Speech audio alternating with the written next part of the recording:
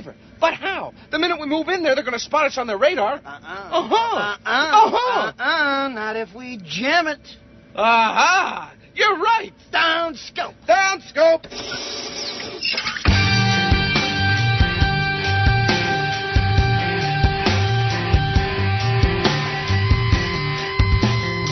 Grimerica. So you have that responsibility to try to create an ongoing positive group experience by keeping the positivity going with the personnel that you invite in.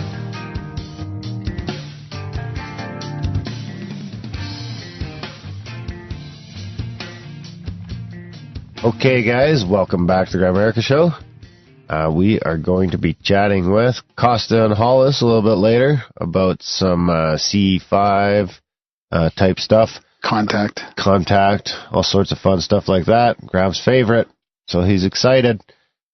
Speaking of Graham, as always, the one and only Graham, the aquatic ape man Dunlop. Hey, buddy. How's it going? Good, how you doing? So, I don't believe in your crazy evolution theories. No, it gets better. You are the wolfen. I am the wolfen, yeah. You're the wolfen. You are the halfway between the wolf and the dolphin. Actually, I think I should play that jingle of you being an all-in-believer in wolfens. Do you have access to that jingle? I do. Anyway, so we actually got some feedback on an old argument. Actually, I might as well do the...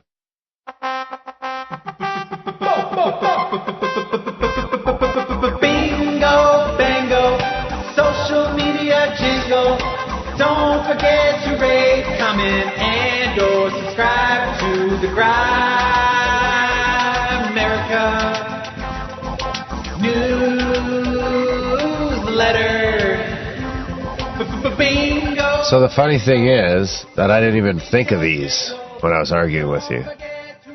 But Buster has commented on the YouTubes and said face-to-face sex, control over breathing, nostrils that point backwards when swimming, humans are partially aquatic. Now, if you think about all those points... Face-to-face sex? What? Yeah. What does that mean? What other fucking mammal has face-to-face sex that doesn't swim in the ocean? Oh my god, that's what you're going with? What other mammal has nostrils that point backwards while swimming? What does that mean? That doesn't mean anything. So the wolfen and the aquatic ape thing come together as us. Oh my god. You're the wolfen. That's the evidence you guys have? We came from something between a wolf and a dolphin. So which way do you think it went? You think we're mammals that went into the sea? Do you think the dolphin is a further advanced form of human? No. I don't think it went there that way at all. But dolphins are the second or possibly the first most intelligent animal on Earth. Yeah, that doesn't mean that they're related to us. Well, they share like 99% of our DNA. Yeah, that's okay. That's not related? No. Okay. Doesn't mean we evolved from one species to the next. Well, I don't know. I don't think we evolved from one species to the next. No, you don't evolve from one species to the next. You evolve into different species. That's the same thing. That's so you're never going to turn into a dolphin. Just a wolf? We fucking split, or a wolf. Those fucking parts happened a long time ago. Those separations. You have a cousin that's a wolf, and you have a cousin that's a dolphin. Fuck you. And Buster proved it. No, he didn't. I proved it good enough for me. We should do another aquatic ape episode with someone that isn't racist. Well, we're doing an Into Africa episode coming up. Oh, it's awesome.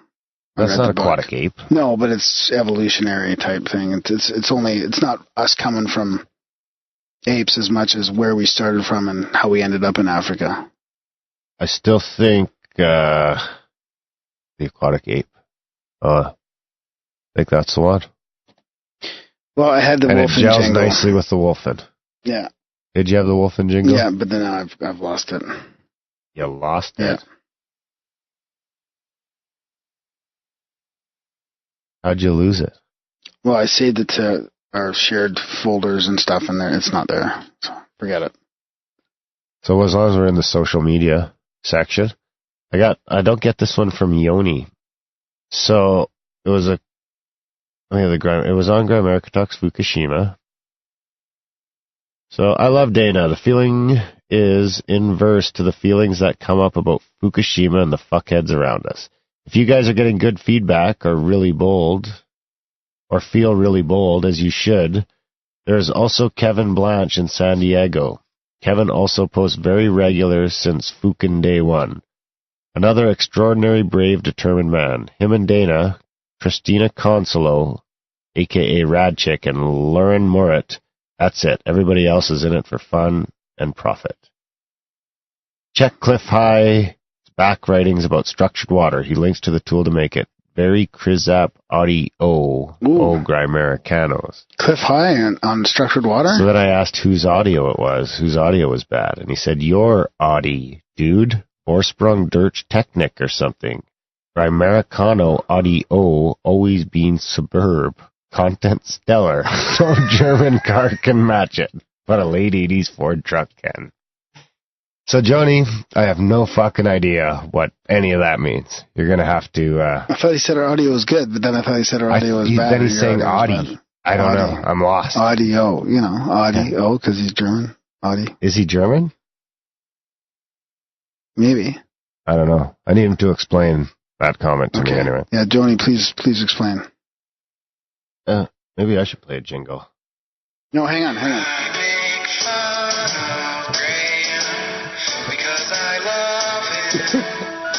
Sincerely, Darren. P.S. Take the shot. That's hilarious.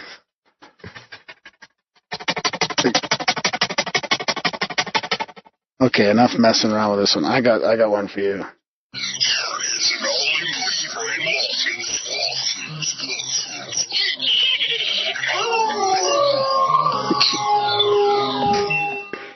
James made that one? Yeah. Fuck you, James. Only believer in wolfins.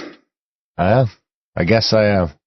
I'm going to have an aquatic ape guy on the show to prove me right, too. Let's do it.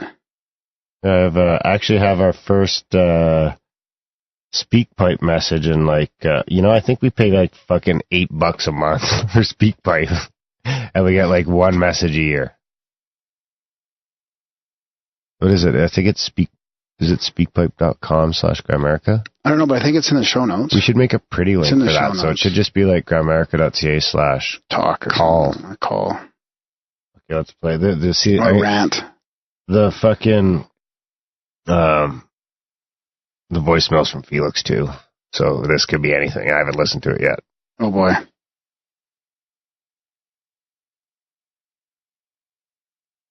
It won't work. Maybe fucking SpeakPipe sucks.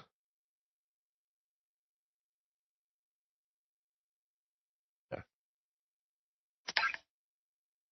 This is Grant's biotinkering segment. Put some butter in your coffee and go and do some hot yoga. This is Grant's biotinkering segment.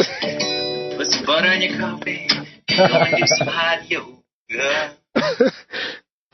I like that biotinkering. Biotinkering instead of biohacking. I like it.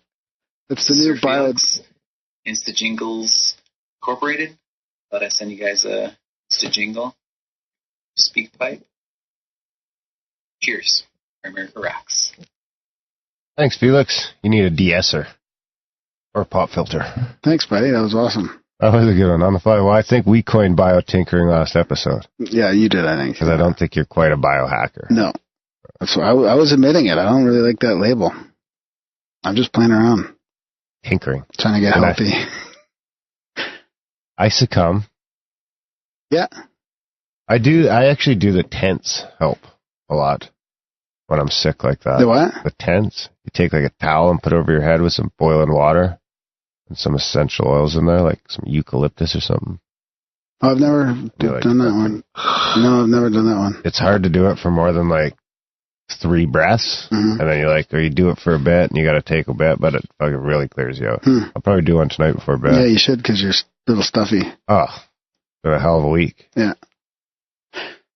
So, Normally we ramble on like this. People can fast forward to the interview if you want, but I've got some UFO stuff lined up for this special CE5 chat with Hollis and Kosta. You do?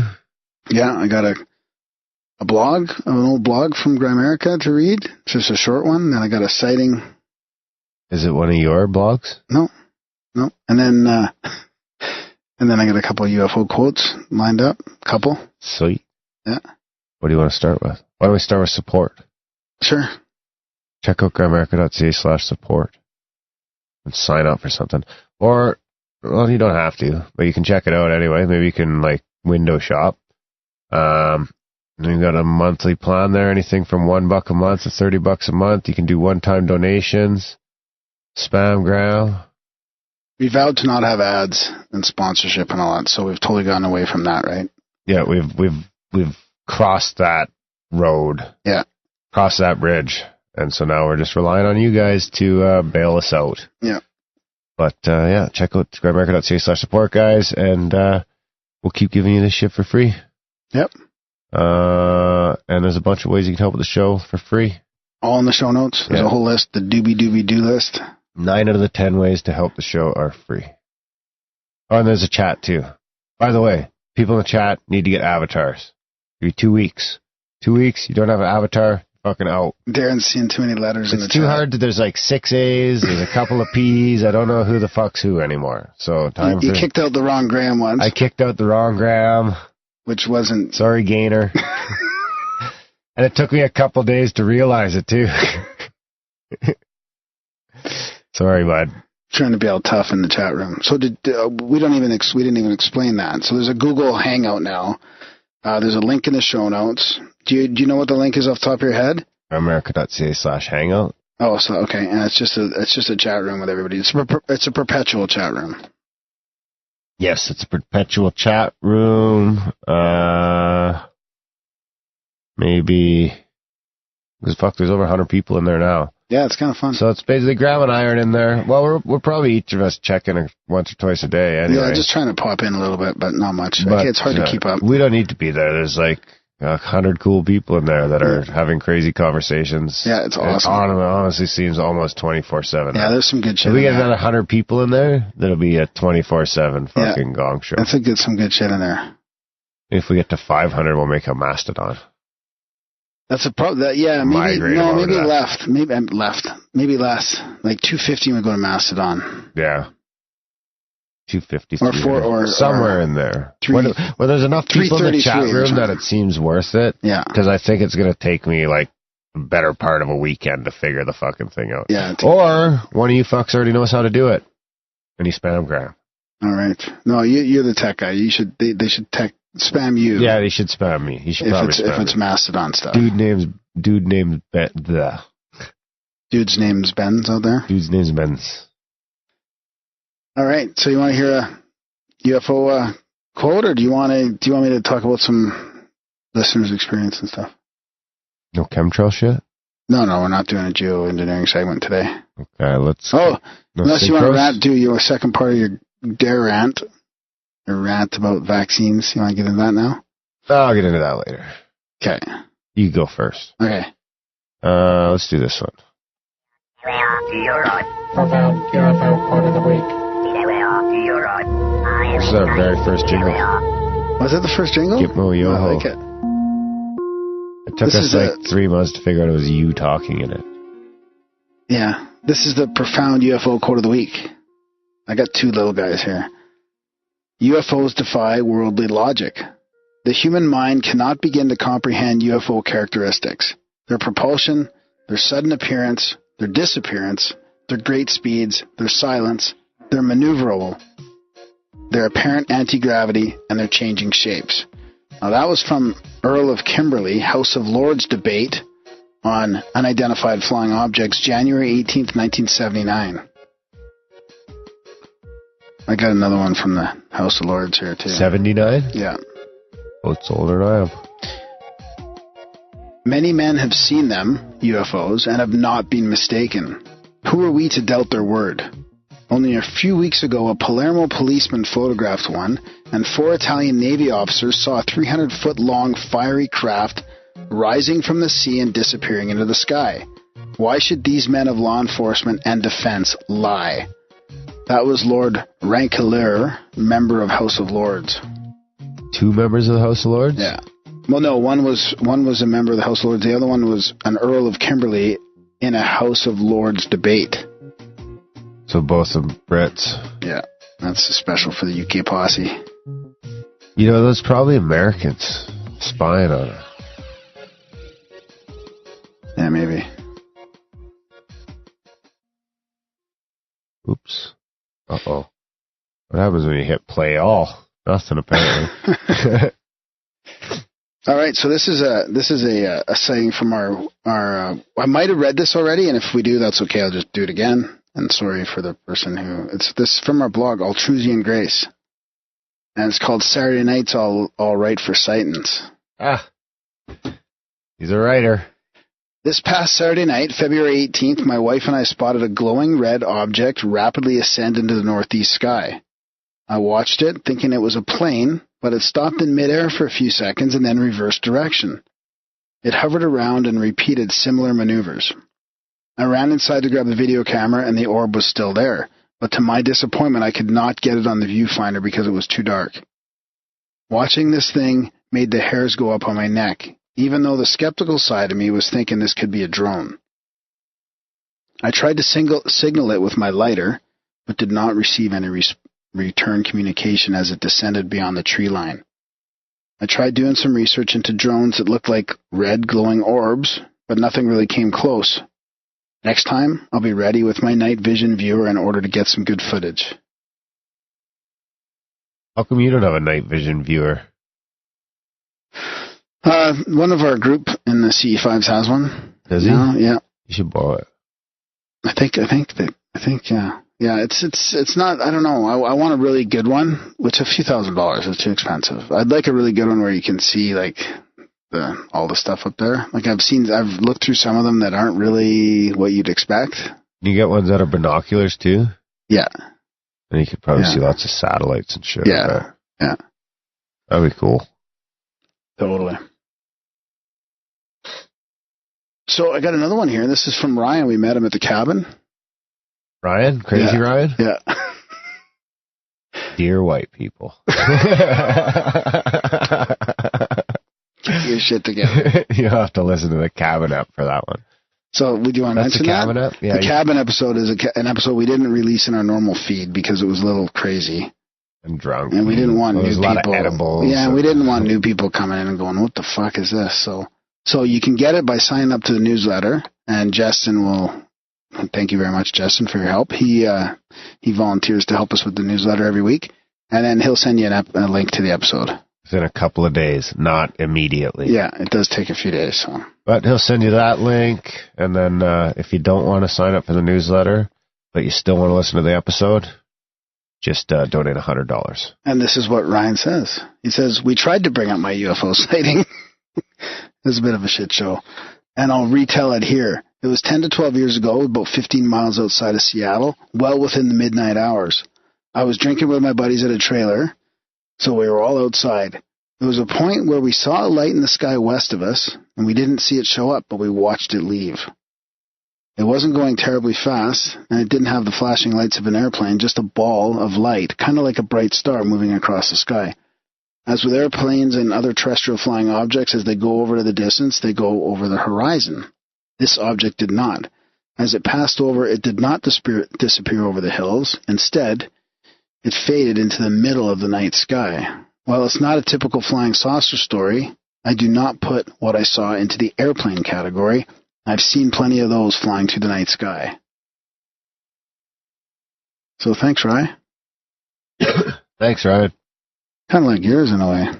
Reminds me. A bunch of guys doing stuff. Looking up at the sky, seeing a star-like object flying in a weird way. It was like daytime, though. Yours was? It was like 4 or 5 o'clock. No, I thought yours was dusk. No, it was still sunny in most of my backyard. You're changing your story. That's a sign that it's a lie. It was sunny in most of my backyard, except the sun was behind the house. Oh, okay. So it wasn't shining on me. I don't know, it didn't really stick with me. Wasn't as profound as yours, clearly. No. Didn't you have a trip report too? Well, I'm gonna say I've got a bunch of trip reports. I'm gonna save them. You're gonna lose it again. I'm gonna save them. No, I got it. Did you copy and paste I emailed it to Graham. Oh, there you go. I emailed it to myself. All right. So, but I do have a little mini synchronicity here. Ooh, which jingle?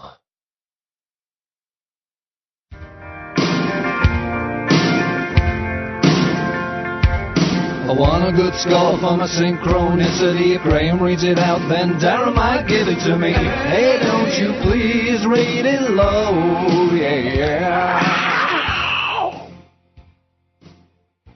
This is the angel synchronicity. I thought it was kind of appropriate for the show as well. Brand new listener here, Gordon White introduced me. Thanks, Gordon. Welcome. This is from Patricia. Here's a little synchro that happened last night. I was at home, waiting to go to the airport to pick up my sister, who is due to arrive in at 11. I like to use my time wisely, so I listened to the Most of the Angel podcast. Very interesting and enjoyable. Then, off to the airport I went, only to find out the flight had been delayed 45 minutes. Seeing as it was late and I was tired, I went to the ATM to take out some money to buy a coffee. As I took my money out, a message popped up.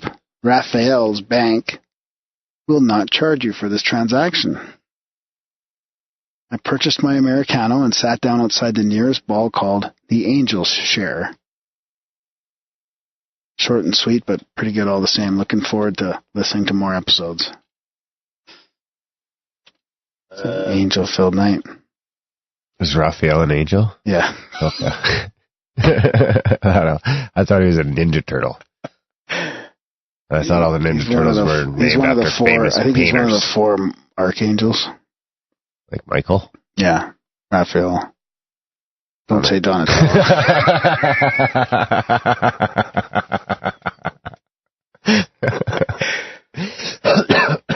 So I got another one here. It's not really a trip report, but it's sort of a paranormal psychedelic experience. And then I'll leave it at that. And now another edition of the Grimerica Goodies by the people, for the people. It's a bit long, so put your phone away. Good morning, Graham. I started listening to the show some time ago and have made it to episode 93 on Spotify with Robert Wagner. 93 on Spotify? Yeah. So all the episodes are on Spotify. I guess, yeah, wow. And they must be numbered, because we didn't start numbering till after 100, I think. Oh, shit. We didn't start numbering until 101. Yeah. Because enough people finally bugged us enough. Really?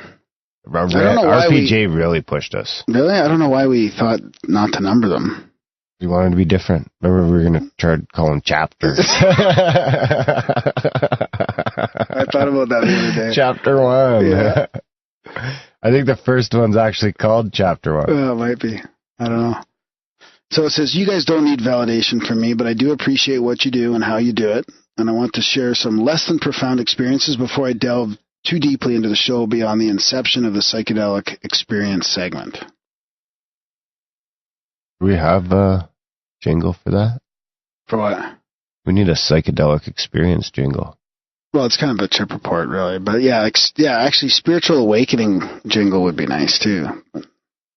I thought maybe one of those ones was, might be this one. No, that's my favorite. Not it. Yeah, I don't think we do, you know.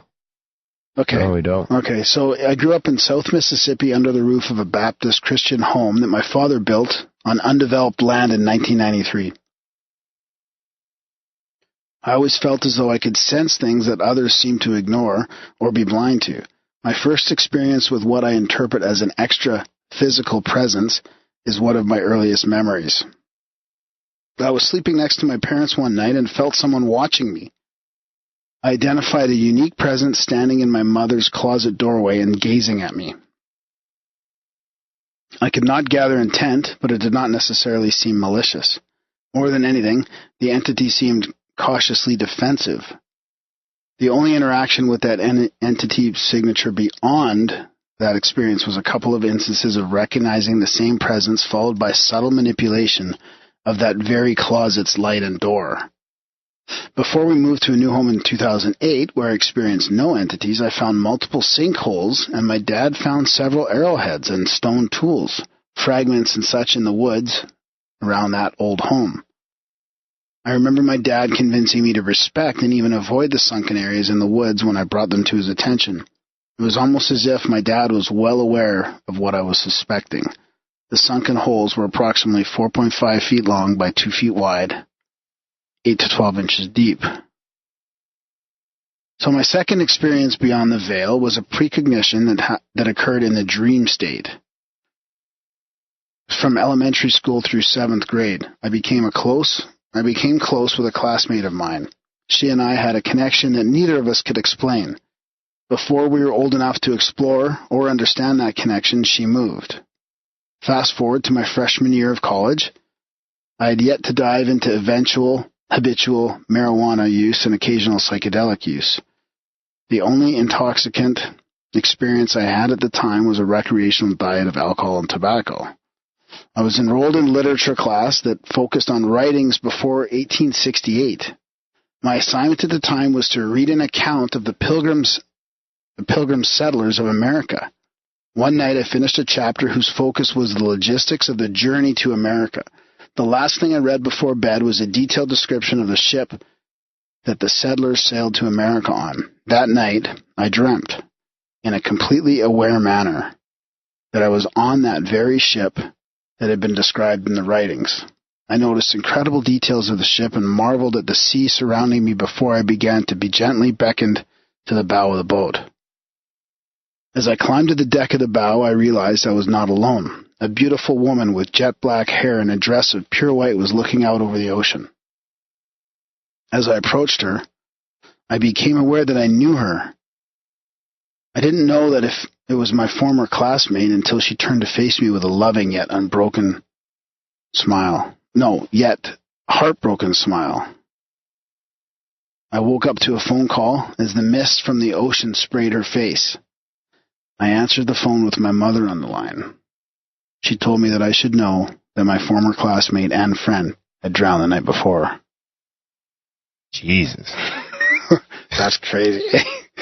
I just realized how much material I've provided, so I'll cut it off there. I have a couple of additional experiences to share that were results of psychedelic use and meditation practice. If you guys are interested, I'd love to talk with Grimerica on or off the air if you find the need to fill some time with a conversation. All the best. JGD. You said Grimerica or Grimerica? Grimerica. So yeah, maybe we'll have a passport episode one day where people can call in and we can talk about that. Oh, we should do another call-in show up. The thing is, we got to schedule it. Yeah, that's the hard part. And right now we're going through a bunch of scheduling issues, so. And out of town work. And all kinds of stuff. Fucking gong show. But yeah, thanks for the crazy dream. 2 weeks in June too. Yeah. Oof. Yeah, we got to figure that out. We got to figure that out soon. Anyway, yeah, thanks for the email. That was a great one. That was a good one. Yeah. I finished watching my vaccine show. Oh, right. Oh, geez. How you I thought it was just happening this week, or no? Yeah, it was like 7 days. 7 days? 7 days, yeah. But it's over now. Is it? It's been the 7th day. So you watched all 7 the 7th in a row? one, I think, is available till it wouldn't be available anymore. So we're talking about what you had to watch it every day. Last episode. Yeah. Yeah. Well, I mean, it's not, I've had the feelings, obviously, since I had children. But, I just don't talk about it. Well, we had Rappaport on years ago, right? And we got quite a bit of blowback. And we were pretty fresh then at getting blowback. Yeah. And it's just, I don't like to hear people say shit about my kids and shit either. So I just don't like to talk about it on the show. Yeah. Yeah. It's getting to the point now that it's just disgusting. And right now the CDC has another 140 fucking vaccines in the pipeline. Yeah, but we did talk about it another one too. Vaccines, some autism show we did once. I think there was another one we did. Oh, we did. Yeah, you're right. But that one was different, I think. Yeah. So what were you saying? So the CDC, you said?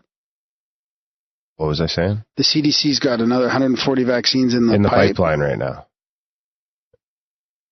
So, and you wonder what it's quite fucking feasible. They're saying that right now. The next step is that they're gonna roll out adult vaccinations. So when they slid in Obamacare, they also slid in a new box on everyone's health form. So when they slid in Obamacare and everything, everyone had to buy this new little machine for all the data collection, right? And they were going to be like 40 or 50 grand a piece. And you had to have one for every doctor on your staff. And so it was going to cost a lot of money. But the government just decided they would pay for all of them. Now the government has access to all the data. And now, so starting in 2016, a new box on the checklist of your new Obamacare fucking federally tracked medical records. Digital records. That are probably records. Not very safe. Well, and the government's watching anyway, and now immunization, or vaccination, whatever status is on there. So it looks like, they're going to roll out so that they're giving us vaccinations from fucking birth till death. And, 10, 15 years ago, all this vaccination scare was all conspiracy, right? They're going to it still is a lot. There's a lot of blowback right now. But it's coming. I'm telling you right now that the tipping point is coming. But I'm talking about this type of all-around vaccine for adults, like forcing yeah, it's coming. It's coming. Like the fucking Nuremberg trials said that could never be forced fucking medication again. I think they said experimental. But I think you'd be hard-pressed not to call vaccines experimental at this point. Yeah. Like, right now you get a Hep B shot in the States within the first 12 hours of your life. In the United fucking States of America, what's the Hep rate?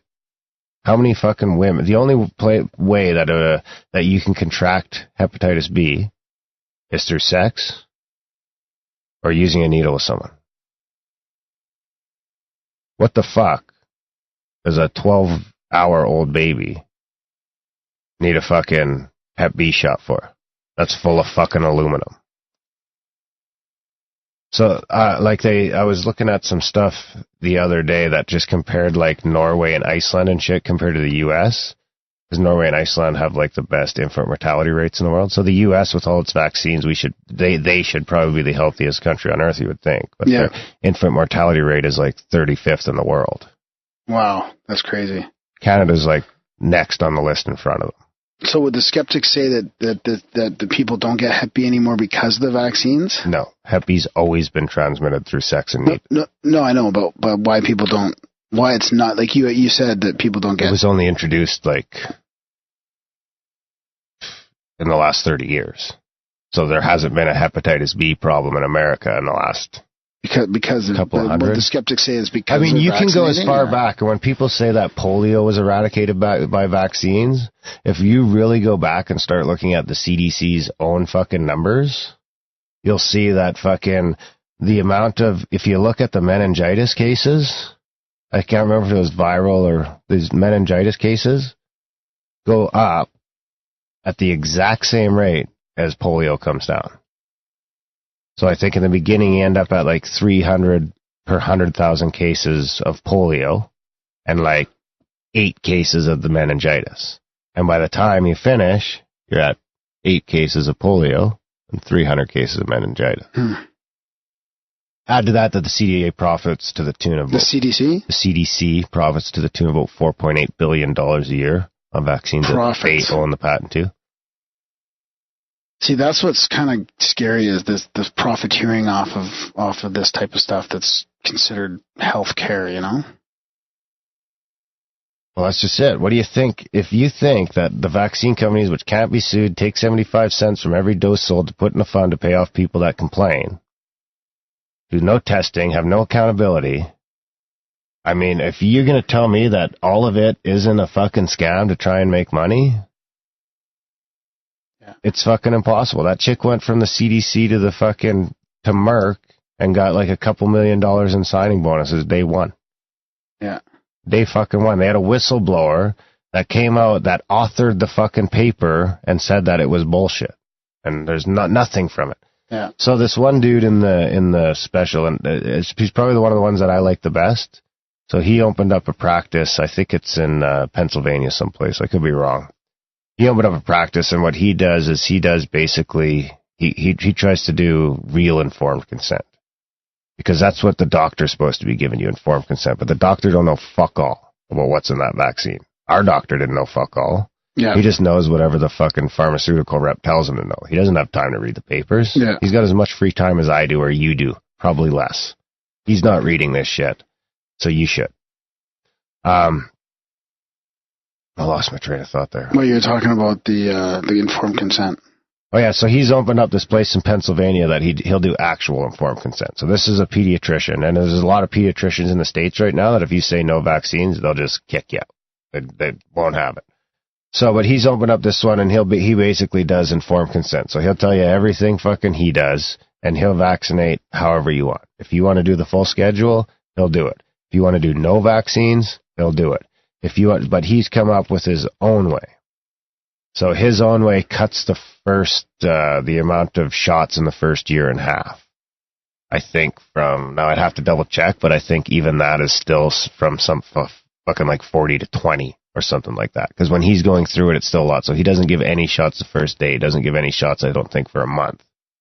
And then you get a shot, boom, boom, every month. So I mean, even when he's going through his thing, it seems like a lot. And when he's done, he even says, yeah, it seems like a lot.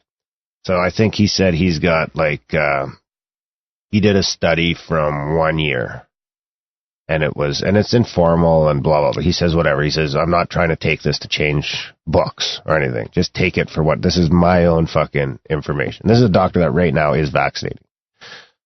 Or not vaccinating or whatever you want. So he sounds very unbiased. He seems really unbiased. Yeah. So like right now, he recommends a lot of the vaccines still. Yeah. So if you went with him and just took his recommendations, you would still get, I think, you still even get the Hep B shot. But he'll give you the Hep B shot when you're like 15. Not 12 hours. No, because he's like fucking by the time, so he says out of 4 to 5 people, by the time they reach the age of sexual maturity, the hepatitis B shot is no longer active. So when they need it, it doesn't work. Wow. So he doesn't even give them that one until they're a teenager. But he still gives it to them. So you have it since you're 12 hours old, and it's not even effective by the time you get it. The only way it could help you is if your mother had Hep B, which they would have probably known before you were born. Right. Or if you're having sex at 12. Not hours old. Oh, or if you're having, yeah, I mean, you could probably get it earlier if you want. Yeah, exactly. And then he does other ones like the MMR one he won't give till after 3. Right. Because he really doesn't like the MMR one. And I don't think the MMR one even really has, it's got a lot of bad shit in it, but I don't think it has aluminum. But the problem is the studies are finding that if you give those 3 diseases, if you spread them out even by a couple of months, it takes the risk factor down a whole ton. Oh, right. But anyway, so like rutabaga, I think rutabaga can't even hurt boys. Can't even hurt boys, but it can hurt a woman when she's pregnant. You get that. But the other one, so anyway, he did this, so he did a study of, he had 1,000 kids, he had 1,000 kids that were on his vaccine schedule. And he had 1,000 kids that were on, and this was from 2010 or something. Mm-hmm. And 1,000 kids he had 950 kids that were on the full vaccine schedule. And he had 300 kids that were no vaccines. Mm-hmm. And he took them, I think he followed them for 6 years. Like he said, this is not a real study or, you couldn't do anything with it, but this is just what I'm telling you from my practice. From my own, he's got he owns a huge fucking facility. It's gotten big. He's got 10,000 patients going through this place or something like that, or 11,000 patients, I think he said, because now anyone who has vaccine questions or things everyone from the fucking area has just gravitated towards this guy. Oh, wow, right. And he says he can see the movement coming. Yeah. All the people in this documentary agree hands down. The one thing every single one of them agrees on is that within the next 10 years, it's all coming down. The cat's out of the bag? Yeah. The infrastructure is coming down of the vaccinating institutions? It's just that they can't keep it under wraps anymore. Yeah. It's just spiraling too far out of control, and now you've got fucking autism rates skyrocketing. Yeah, you've got that. You've got really high-profile people talking about you got a president that's probably going to look into it. Yeah. But anyway, so he did that. He had 1,000. He followed them for 5 or 6 years after these shots, or 4 years or whatever. So anyway, the 1,000 kids that went by his vaccine schedule, mm-hmm. no autism. Unvaccinated kids, 0 autism. 950 kids, 15 cases of autism. That did Wow. the full vaccine schedule, 15 cases of autism, which Wow. works out to almost exactly 1 in 60, which is the national fucking autism rate. Wow. So he said, not only that, he took it further and said that, sure, the kids that got his lower vaccine schedule, none of them got autism. He said, by a fucking mile, the 278 kids that had no vaccines were the healthiest kids in his practice. Wow. They were there the least, they were sick the least, and they had the least problems. Wow. Because they had robust and healthy immune systems Yeah. that were formed naturally. The Wow. way they're supposed to be. Yeah. The way the fucking... I mean, I posted that fucking quote from fucking... That's an F-bomb. Oh, from War of the Worlds. Yeah.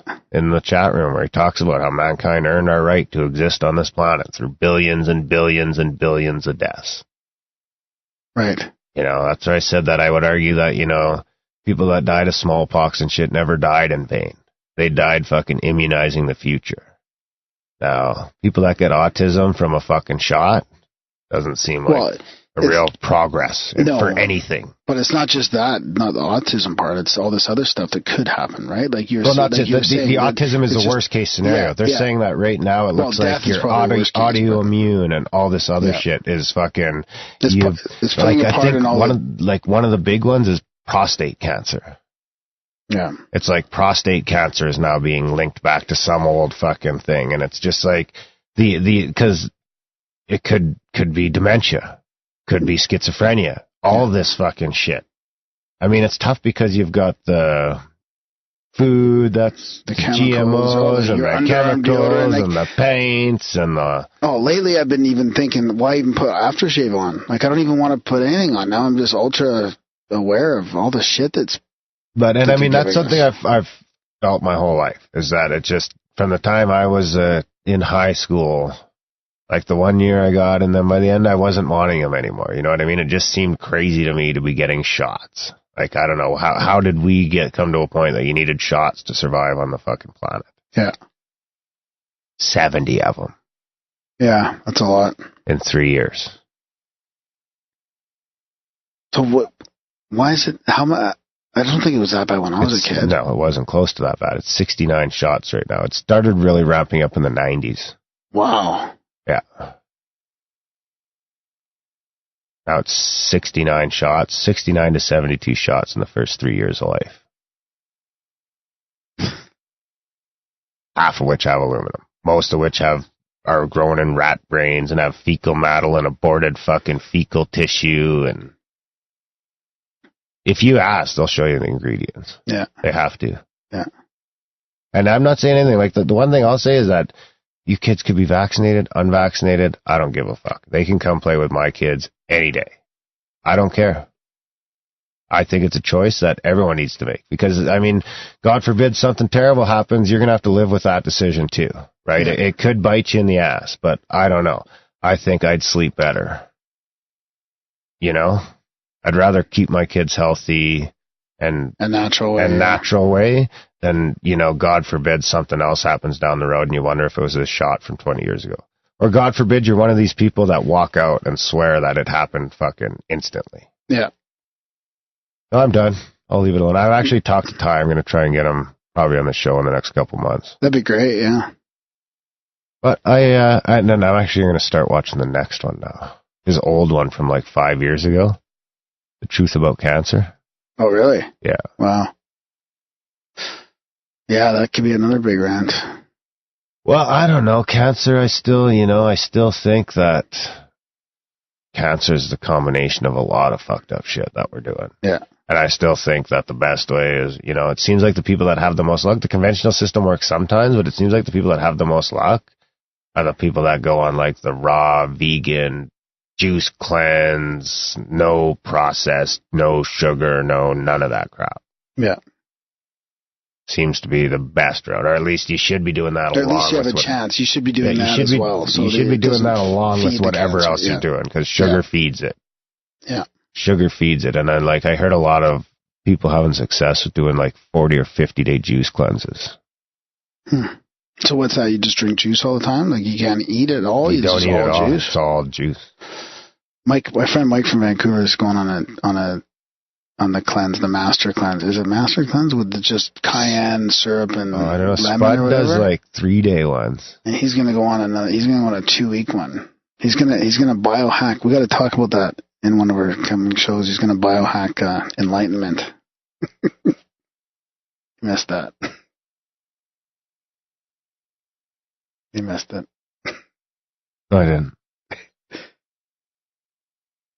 I was just looking at the CDC is a for-profit corporation listed on Dun & Bradstreet with a mission and vision, as stated on their website, that the CDC works to protect America from health, safety, and security threats, both foreign and in the U.S. As a health practitioner agency, the CDC is supposed to save lives and conduct critical science.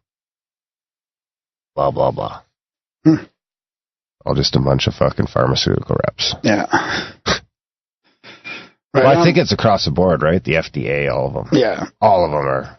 You got to kick them all out. Kick them all out and start fresh. Yeah. It's pretty big, bold statement there. Yeah. Everybody out. Give it back to the Indians. See you later. Anything else? I got to go. Enjoy the chat. No. Hey, wait. I'm saying, you're kicking me out. I got to go. I'll give you a card. No, quick shout out to Adam Curry's Small Batch Audio. His Adam Curry, the podfather himself. A revolution in podcast is coming. I got a little in podcasting is coming. Do you want me to play the clip? Yes. Oh, give me the cord. Well played, sir. Oh, I was gonna play here. I'll play this while we're waiting. Oh, it's coming. I want to see if we say chapter.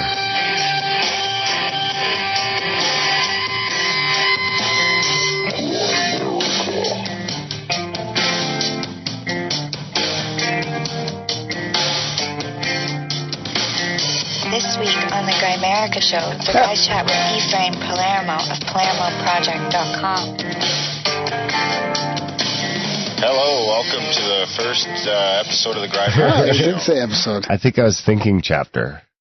Yeah, we were. I think we decided the last second to change it. Just go with episode. Okay, ready? Yeah.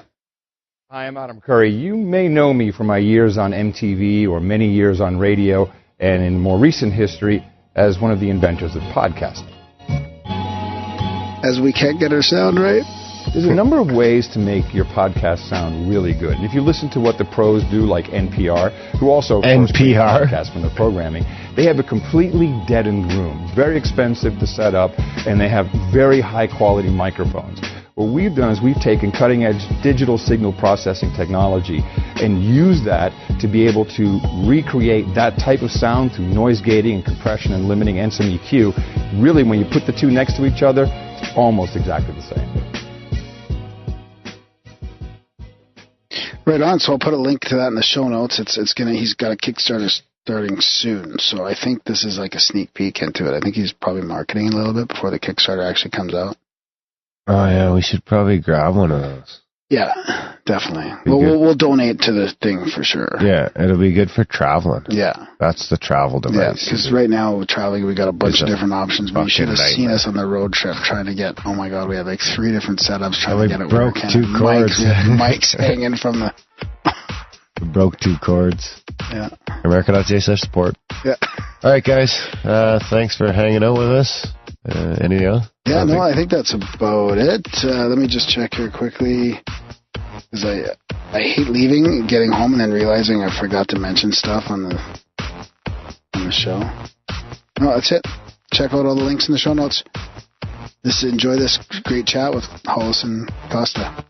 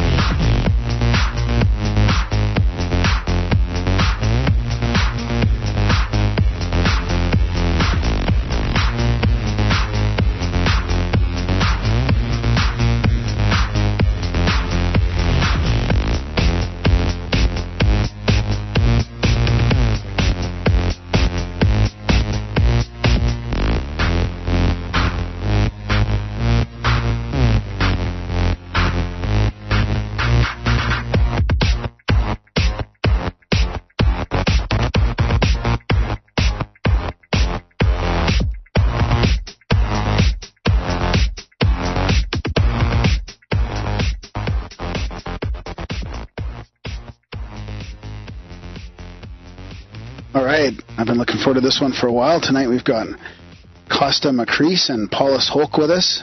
We're going to be talking about ET Let's Talk, kind of like this, the people's disclosure movement and sort of the global phenomenon of people trying to make contact with ETs. It's going to be a fun one. Hollis is a psychic. She's learned NLP and hypnosis, and Kosta's kind of the organizer with this thing. He's like I would say he's like a spiritual activist, organizing like 11,000 people around the globe, sort of practicing these contact protocols. So without further ado, we'll get you guys to describe a little bit more about yourself, but thanks for coming on the show. Thank you for having us, Graham. Grateful. Happy to be here. Like I said, I've been looking forward to this for a while because I got in touch with you guys from Celia, a friend here. We do some CE5 Close Encounters of the Fifth Kind contact protocols in Calgary, and I've had a couple experiences, and I'm just looking forward to talking to you guys about the organizers of this whole thing. Actually, one of the nights we went out was because of your network, your social network, Kosta, where we had 21 people come out, because when that app came out, I think everybody sort of found everybody all at once. Awesome. Yeah, that's great. We have a map on the website that connects people. It's a joy when that happens, because people really a lot of times feel alone, and when they can find company, especially physical company, like in their neighborhood, in their city, where they can meet up, it's powerful, and they're very happy. Yeah, that was good. I mean, we talk about it on the show quite a bit because I go out there every once in a while, and Darren makes fun of my CE5 practice, we call it, because sometimes we don't even go outside. We just, get it together as a group, and we meditate. And, what's it been like organizing this many people across the world? Because, I mean, I've known lots of people that have had strange experiences, and I've seen a couple things myself that I want to run by you guys later. But what's it like organizing this many people, and have you seen a lot of positive feedback and experiences from people? Yes, to all of that. Were it not for the internet, this kind of organization just could not happen. So as far as like the physical infrastructure aspect of it, I'm on social media, there's email, there's those kinds of communications that link us. And so people find out about the ET Let's Talk community, via social media and search engines and all that. And they come to me, and when you ask me what it's like, it's wonderful, because by one way or another, whether it's a message on social media or an email, they introduce themselves or they register on the website, and they can always email me, and I find out a little bit about them. I try to help them along, answer questions, and then they refer their friends. So I don't have a huge advertising budget or anything. This is really word of mouth. And since 2012, when ETLetsTalk.com was founded, it's been pretty much word of mouth that has gotten us to about 11,000 members now, making daily, weekly, and monthly contact. So the organization of it is wonderful. It's what keeps me going and keeps the community growing and connects people with each other too, because we're human beings, we're social creatures, and we like to get together in groups and have friends. And believe me, this is the kind of topic where you don't really find someone often next door that's interested in it. And so when you do find someone that's nearby or on the other end of a laptop halfway around the world, you instantly have something in common and have some camaraderie and some support there. Yeah. So that's the short story of it. Yeah, definitely. I urge everybody who's listening to this, go to ET Let's Talk, check out the map. Sorry, ETLetsTalk.com, and check out the map and see if you have a potential friend near you with whom to do contact work. It's way more fun with friends. Yeah, that's a great idea. Where's the map? If you're on ETLetsTalk.com, then how do you find the map from there? I'm actually on there right now. Oh, I see. If you're a free member and you can just join for free with a quick profile, there are links there that say CE5 member map, and you can click through from the member homepage, and it displays like a map with display markers on it in different cities and stuff all over the world, and you can click on those and get the contact information of people. that's how it works. Oh, great. Perfect. Okay, cool. So can you describe, before we get into your background, about how you guys sort of got into this, which I definitely want to do. Celia, our friend here in Calgary, mentioned to me that we should definitely get Hollis's interesting part of the experience on how you guys sort of connected on this. Before we get into that, like, can you describe for people what these groups of people do all across the world, and do they keep in touch with you after? Do they send you reports or anything like that, or how do you? Is there an official sort of communication link there, or is it all pretty informal? Well, it's informal, but it's very steady and reliable. The monthly ET contact events are a virtual thing, so wherever you are anywhere in the world, you join with the rest of our teams on a Saturday for a 24-hour period, anytime that it's convenient for you during that period. Right. And I publish the dates of those Saturdays so that they're closest to the new moon, and that way when people go out, they're assured, they have a better assurance that there's a dark sky, because a full will wash out the sky. And people love to see the lights in the sky, although that's not the only part of ET communication, but it's an exciting, fun part, and I still love it after all these years.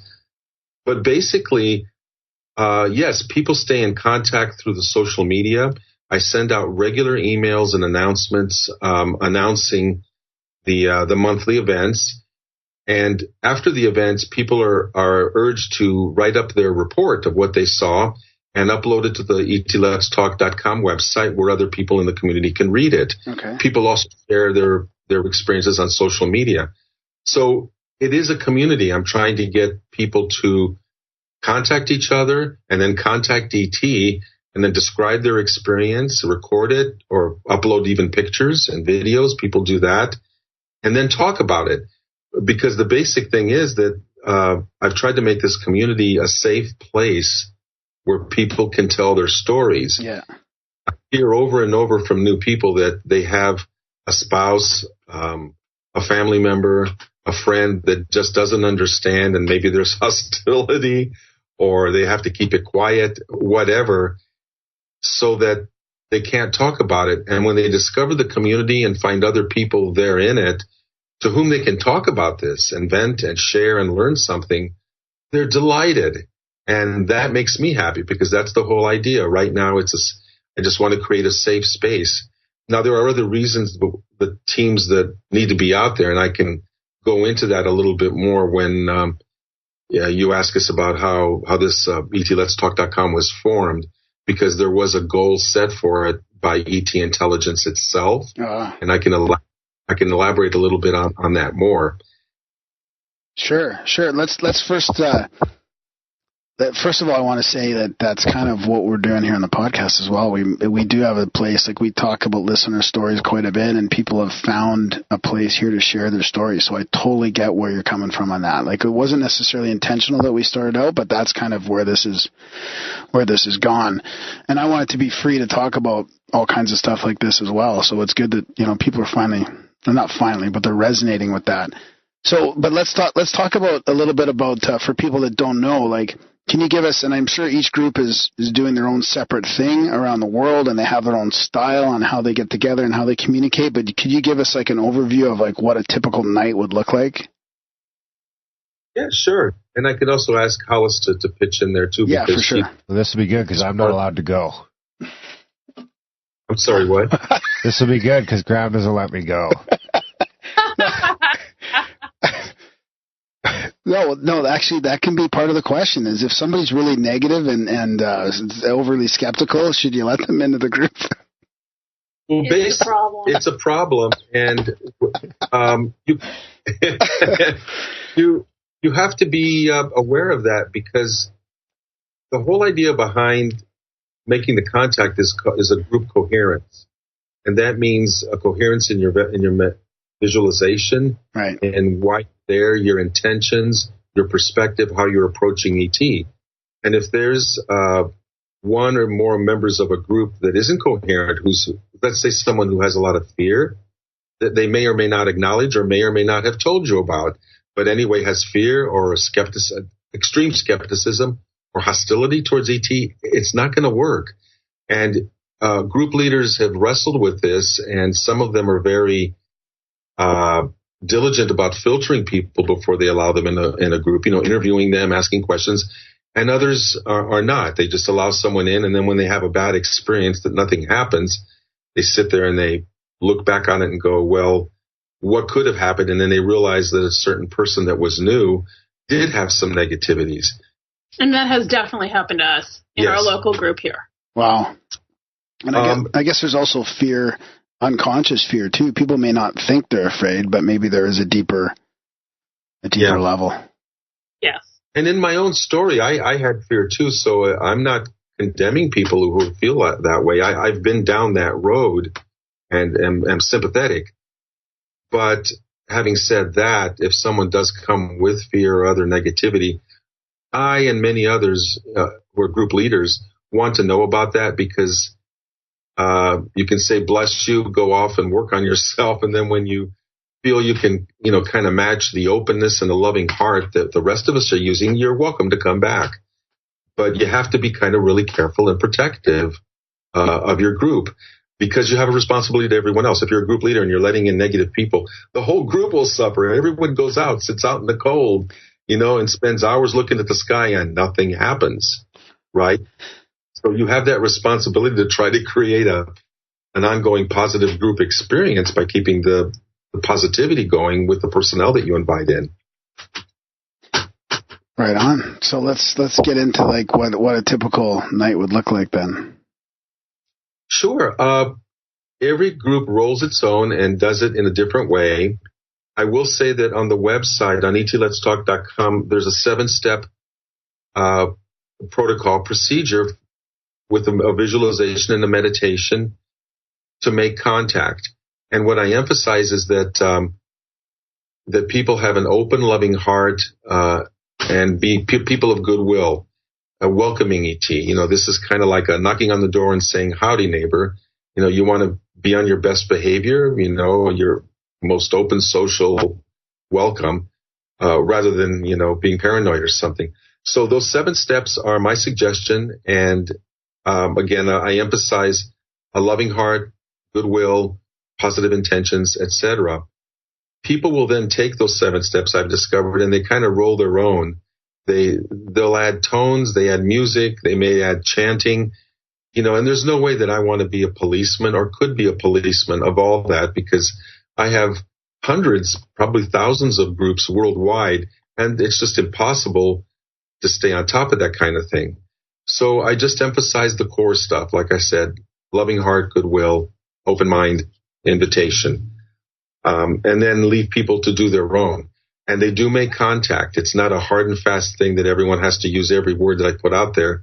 The way they roll their own does result in contact, both on the ground.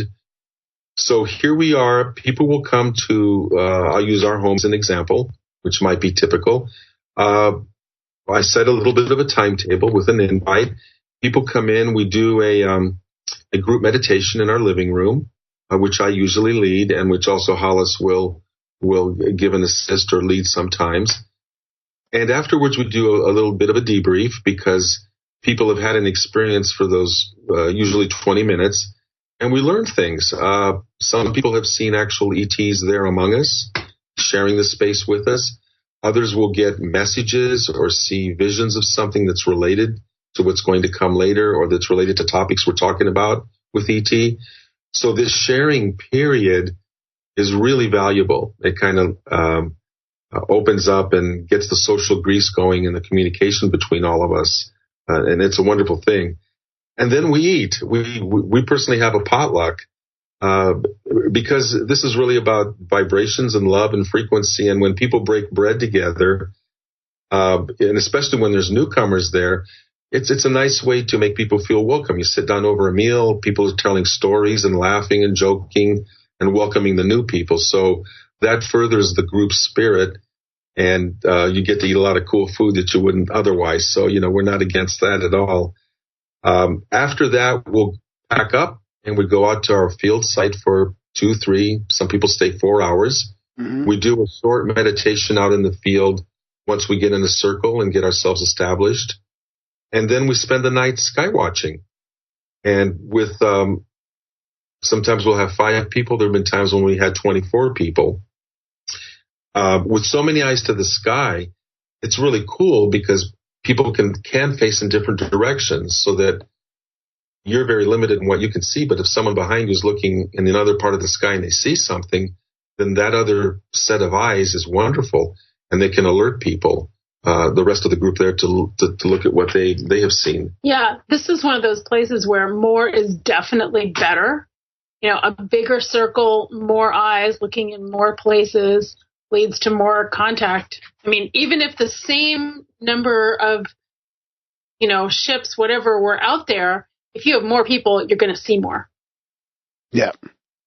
Yeah. That's a typical night, and then a group breaks up. Some people stay longer, some people don't. It's very free form and flowing, and then and here's the thing, the people can make contact anytime. Even though I set up these monthly events, and we've been doing these events for 7 years now, with the community on a virtual basis, it doesn't stop people from doing contact anytime. They don't even have to go outside. You know, if they're into it for an evening with some friends, do it in your living room. You'll make contact. You'll get telepathic messages or lucid dreams or weird flickering of lights and answers to your questions. I mean, there's a million different creative ways that the ETs do find to communicate. And so people avail themselves of that. And like I said, they can do the contact anytime, daily, weekly, as often as they want. And I encourage that. And there are plenty of people who do it, you know, if they live in a fairly dark area. Like, we live in a very light polluted area, but there are plenty of people who will just, like, go out in their backyard and have all kinds of experiences. My hometown was good for that. You could go out in the middle of the lake in your snow machine in the winter, and you could go where there's, like, on a new moon, there'd be nothing. You could see the Milky Way and stuff. Did you guys have, night vision goggles and stuff like that, too? We don't own any, but sometimes some group members that come will have night vision equipment, and we love it. It's expensive stuff to get the good quality. You know, it costs thousands of dollars, but when someone does show up, the goggles get passed around in the group, so that everybody gets a chance to look at a field of vision that's 10 times more populated than what you can see with their naked eye. And here's an interesting thing. Anybody who's looked through binoculars knows that your field of vision is very narrow. When you're looking at a certain part of the sky, and it might be the size of a penny, really, because it's so small, and that's what you're seeing through your binoculars. I have had instances where, even though I've been looking at a narrow field of vision in the sky through night vision binoculars, an ET craft will come across the middle of my screen and stop and flash and then move on. Wow. And then, no, it's a satellite and it's not a friggin' plane. They know exactly where I'm standing and where my line of sight is with these tiny little binoculars, where it projects out into the heavens, so that they can cross my narrow field of vision and say, "Hi, I'm here." That blows my mind. It's just one of many instances I could come up with, but that story just came to mind right now. Yeah.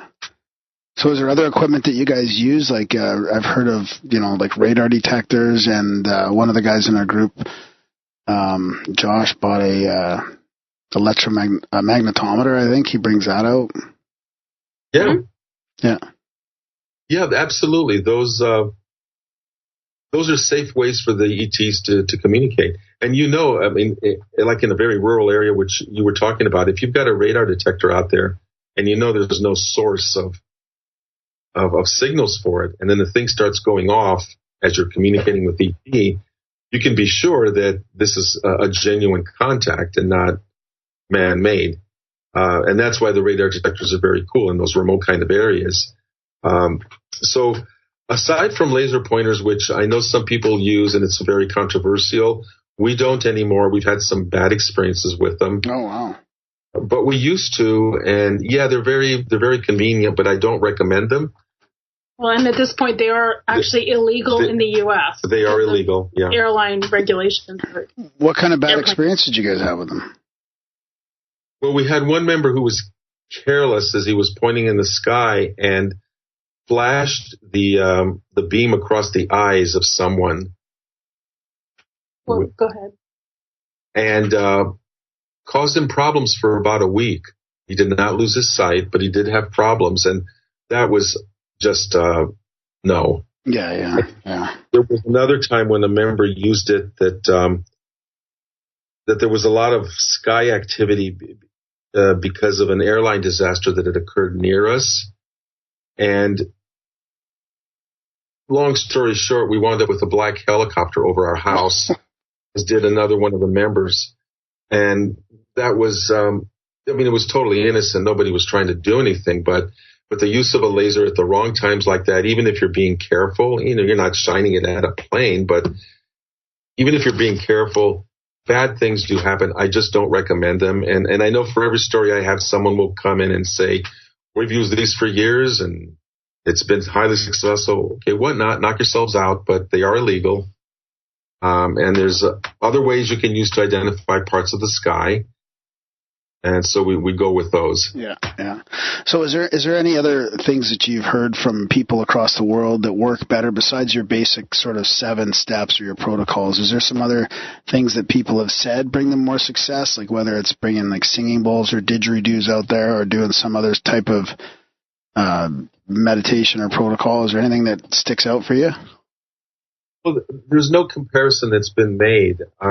That what you're asking is not a conversation anyone has had or any place where they go like, this is better or worse. Although I think it's legitimate to try to weigh things out. But, every group is different. And it's impossible with all the different methods that people do use to sit down and do some kind of comparison. You need some kind of metrics, like what constitutes a better experience for the people with the didgeridoo versus people with a singing bowl. I don't have the kind of time. I'm basically a staff of one. And to run those kinds of comparisons and try to get people involved is not the right use of or the possible use of my time. Yeah. No, I didn't mean like in a scientific way. I just meant in a general, like, anything stood out as far as like people going, hey, well, we've been having success with this or that, You know what? Okay. Thank you for clarifying that. I misunderstood the nuance of where you were with that. Yes, people will be enthusiastic and write me, and they will say, our group chanted this, used that other thing, used these tones, and they've been successful for us. And I go, that's great. Keep it up. If it keeps working, do it. As long as it's harmless, do what works for you. No two groups are the same. And they all can experiment and find out what works best. So I support people who have found a good way. Right on.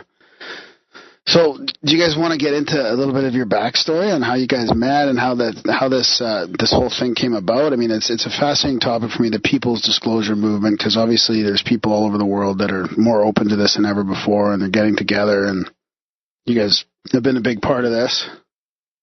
Yeah, we hope to continue to be a big part. I founded the People's Disclosure Movement in 2010, and its basic premise is we're not waiting for governments or other institutions to tell us what we already know, which is, hey, ET is here. They've been here a long time, and we know it. We just don't believe it because we know it. And waiting for some authority to make an official pronouncement and make us feel good is, in my opinion, the wrong thing, because that gives the authority the power over you and make them active and you passive. So the whole idea is to turn this thing on its head with the People's Disclosure Movement and what I've been describing with the contact we're making, and that's go out, grab your lawn chair and a few friends and take your power back and look in the sky, make your own communication, and then you become a knower, not a believer. And no authority can take that experience away from you. Oh, they will try, but they can't take that away from you. And once you've had your own experience, you can't be dissuaded from it. Especially if you've had an experience and somebody else has seen the same thing or heard the same thing, no amount of any government, any authority telling you otherwise is gonna sway you. you have to have your own experience. And that's what we can describe, because you asked us about our story, how we got here. Yeah. We had experiences that tipped us over the edge of this being a mere curiosity into, wow, yeah. I want to explore this more. This was cool. And many people I talk to in the community also have a tipping point experience or two, all different, all unique, but they all the same. So I'll let, I don't know, Hollis, you want to go first? Well, you need to start. Well, yeah, that's okay. Let me say, my deep background was, as a child growing up in the 60s in the Midwest, I was fascinated by astronomy, by science fiction, by the space program at the time. So I was all about space. I was not a spacey kid. I did very well, had my feet on the ground, but man, if it involved the stars and traveling there and learning about them and whatnot, I loved it. And I picked up my first UFO book. I don't know, I might have been 10, and was fascinated right away and went and read all of that I could. There wasn't a lot in the 60s like there is now. So fast forward many, many years. I want to do my background too. Okay. So as a kid, I was totally fascinated by the space program. In ways that little girls generally aren't. I listened to every launch that I could. When they eventually were televised, I watched them on TV. I had notebooks of clippings. And eventually, it's actually why I eventually became an engineer, was because I was so taken with the whole space program. I was not, however, interested in astronomy at all, and had no interest whatsoever in science fiction. So, Hollis and I share a little bit of the space thing. And again, that was through NASA, which a lot of people don't like these days for different reasons. But back then, it pretty much ruled the roost, and the Mercury, the Gemini, the Apollo programs just ignited the imagination and in a way united the world that I don't think we've ever seen since then. So that's our background. For me, in 2006, I discovered that there were people that were going to Mount Shasta near my home who were going out under the stars, and they presented this whole new idea of doing CE5, which is Close Encounter of the Fifth Kind, where you do human-initiated bilateral communication with ET, where you become active instead of passive. When you're passive, you're hoping someday against hope that you'll have an experience of seeing a UFO. CE5 lets you control that experience and create it. So I learned about that and went out with a group for a week. At that time, Hollis said to me, she was very supportive and said, look, I know that they're here and it's a big universe. Certainly there's life and it's visiting here, but I don't see what it has to do with my daily life. So you go on, have a good time, and I support you, but I'm not as interested as you are. And you'll understand why I'm saying this now as the story develops. Yeah. The long story short is, during that week, I had actually 3 things happen that changed the course of my life, so that I wound up doing this ET Let's Talk community. I had experiences of my own, which no one could take away from me. But the one that, and I could probably get into 2 of them, but the one that's really most important here now is the one that involves Hollis. And by that I mean, during the week that I was away, I would call her every morning. I knew exactly when she was having her coffee at 6 or 6:30 in the morning. And I would call her and would share with her what I had seen last night with the group. And I was all excited because it was my first time. We were seeing craft in the sky, making zigzagging patterns, stopping, flashing. And then when we would ask them to flash again, they'd flash again. I mean, we would see orbs shining in the trees. So much stuff was going on that every morning I had something to tell her about the night before. Well, about the fifth morning, I call her, and just before I can start my little spiel on what I'd seen, she stops me and said, "Wait a minute, I've got a story for you. And my response was, say what? Okay, I'm the guy out here doing this stuff. What could possibly be cooler than what I'm doing? I'm overstating this. I'm being kind of funny about it, but it did make my jaw drop for a second. Like, okay, well, go ahead. The floor is yours. So I'll let her pick the story up from here. So the night before, I was lying in bed reading, closed up the book. I was sitting up in bed, reached over, turned out the bedside lamp, and, kind of came back and, you have to kind of scooch down into bed. And so I'm sitting up in bed, getting ready to scooch down, and I noticed there are 3 or maybe 4 little beings standing around the foot of the bed looking at me. They're white, like a translucent white. They have a slightly large heads, kind of skinny arms, neck, a torso. I couldn't see their legs because, bottom of the bed, right? They're standing right around the foot of the bed. And they're looking at me, and what I hear telepathically is, who are you? Now, I should say, I see them with my eyes. This was not clairvoyance at all. I saw them with my eyes wide open, and most of my clairvoyance is with my eyes closed. And the other thing is, although I'm not a big feeler, there was just this wave of loving energy coming off them. Seriously, they were all love. So while I was shocked, I was not at all afraid. And I was really shocked. I was so shocked that my mind actually went blank for what seemed like a long time, but was probably, 10 seconds or something. And then I thought to myself, wow, I should ask them something. God, what do I ask them? And the only thing I could think of was, where are you from? What I really wish I had asked is, how'd you get here? But, at the door is locked. How'd you get in? How'd you get here? But, that I was shocked. And what happened was this word formed in my mind, very slowly. Arcturus. Wow. Now, like I said, I was not interested in astronomy. So I had no conscious knowledge that was a star. Now, it's possible that somewhere, sometime, somebody had been talking about a star and it registered in my unconscious mind. Mm-hmm.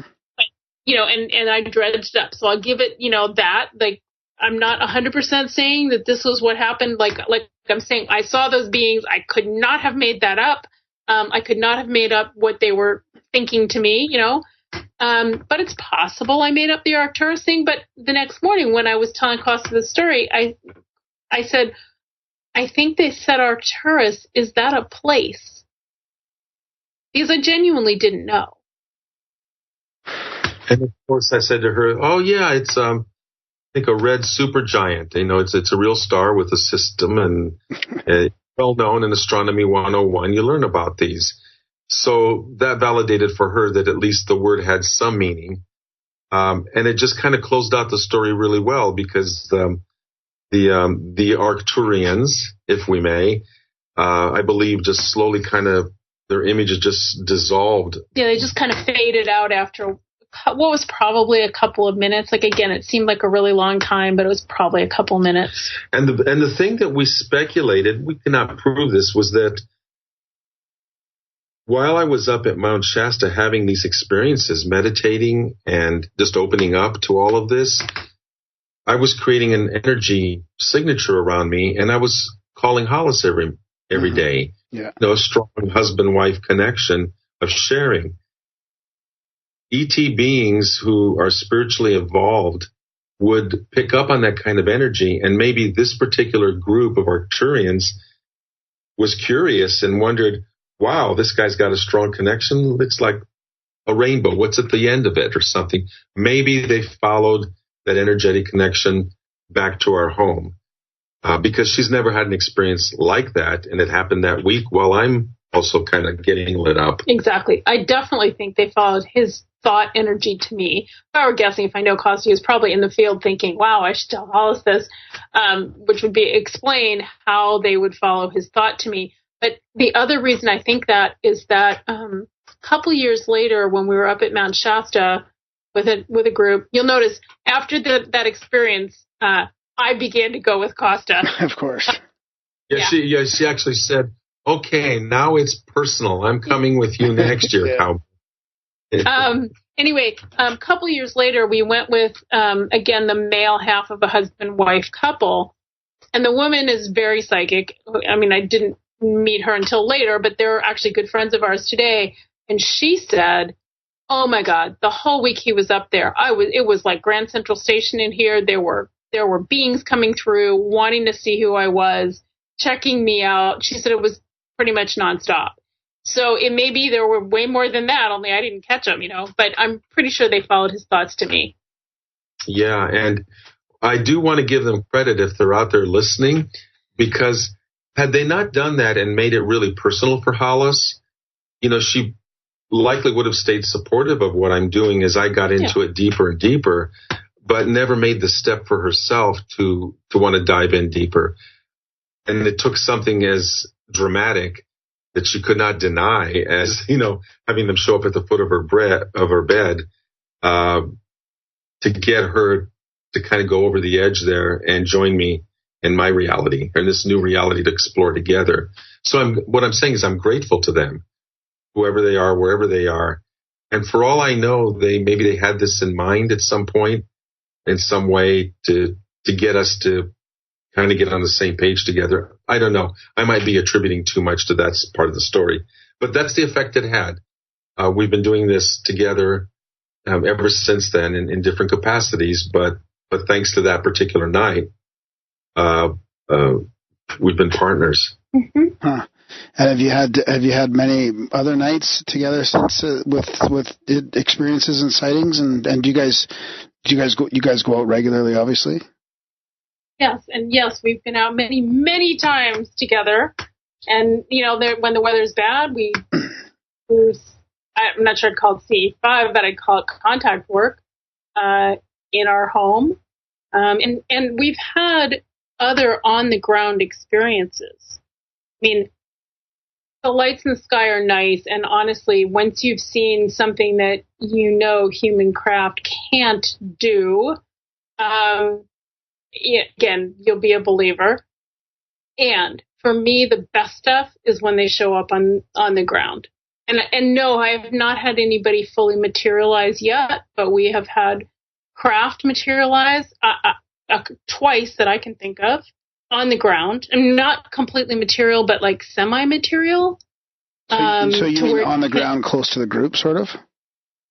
Yeah. One time the whole group actually got up and walked over to where the craft was. And those of us who can feel things with our hands could literally feel, we were inside something and we could literally feel like the walls of a hallway.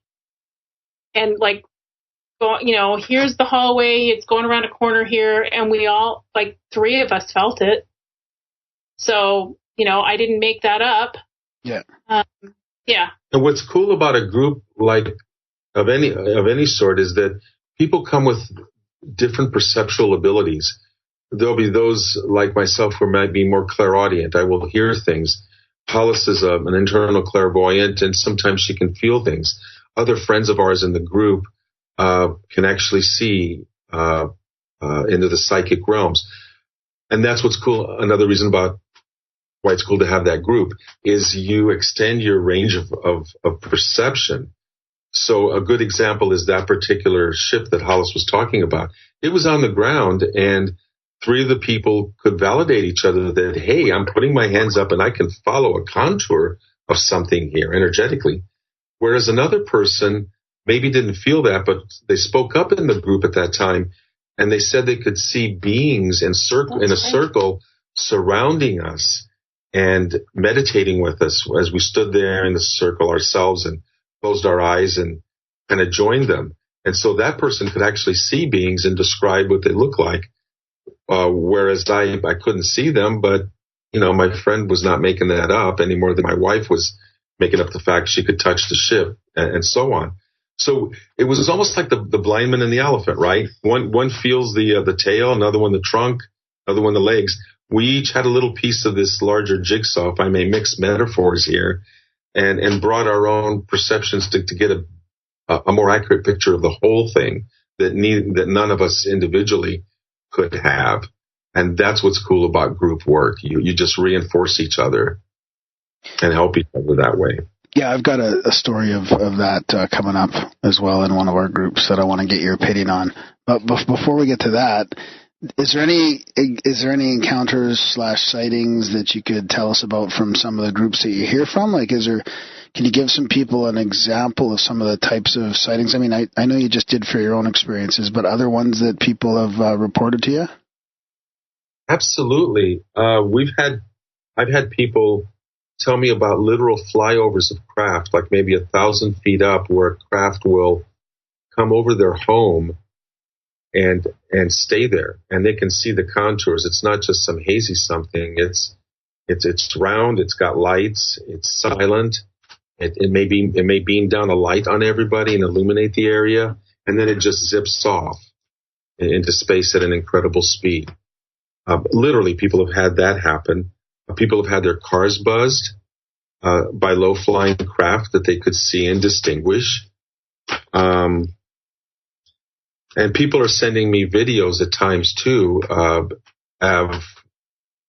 lights that are doing anomalous things in the sky. And the quality of those varies. Sometimes they're kind of a little bit questionable, which is like, well, that could have been a plane or something else. Whereas at other times, it's like, oh, my God. Nothing we know of can do that or flash like that or behave like that. So we get a range of that. And every time someone sends something, you learn something new. No two stories are the same. We've had other groups that, let me think,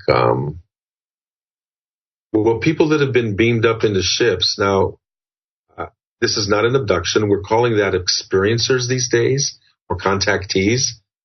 And I'll talk a little bit more about a foundation that is trying to change that whole perception of what used to be abductions, because they're far more positive experiences, far more than all the negative anal probe kind of ones. Yeah. So some of my groups do report, people will say they have missing time, or they do come back with some memories of having conversations and been on board. And who am I to tell people they're lying or that they're mistaken, they were doing drugs or whatever. Hear a lot of this, and so I take it for what it's worth. Even if most of them were mistaken and maybe one or two are for real, man, if one or two for real, that means that anything is possible. If there really was a craft and you were aboard it, then that blows it all open. There is other life out there, and they have means to get here, and you communicated with them.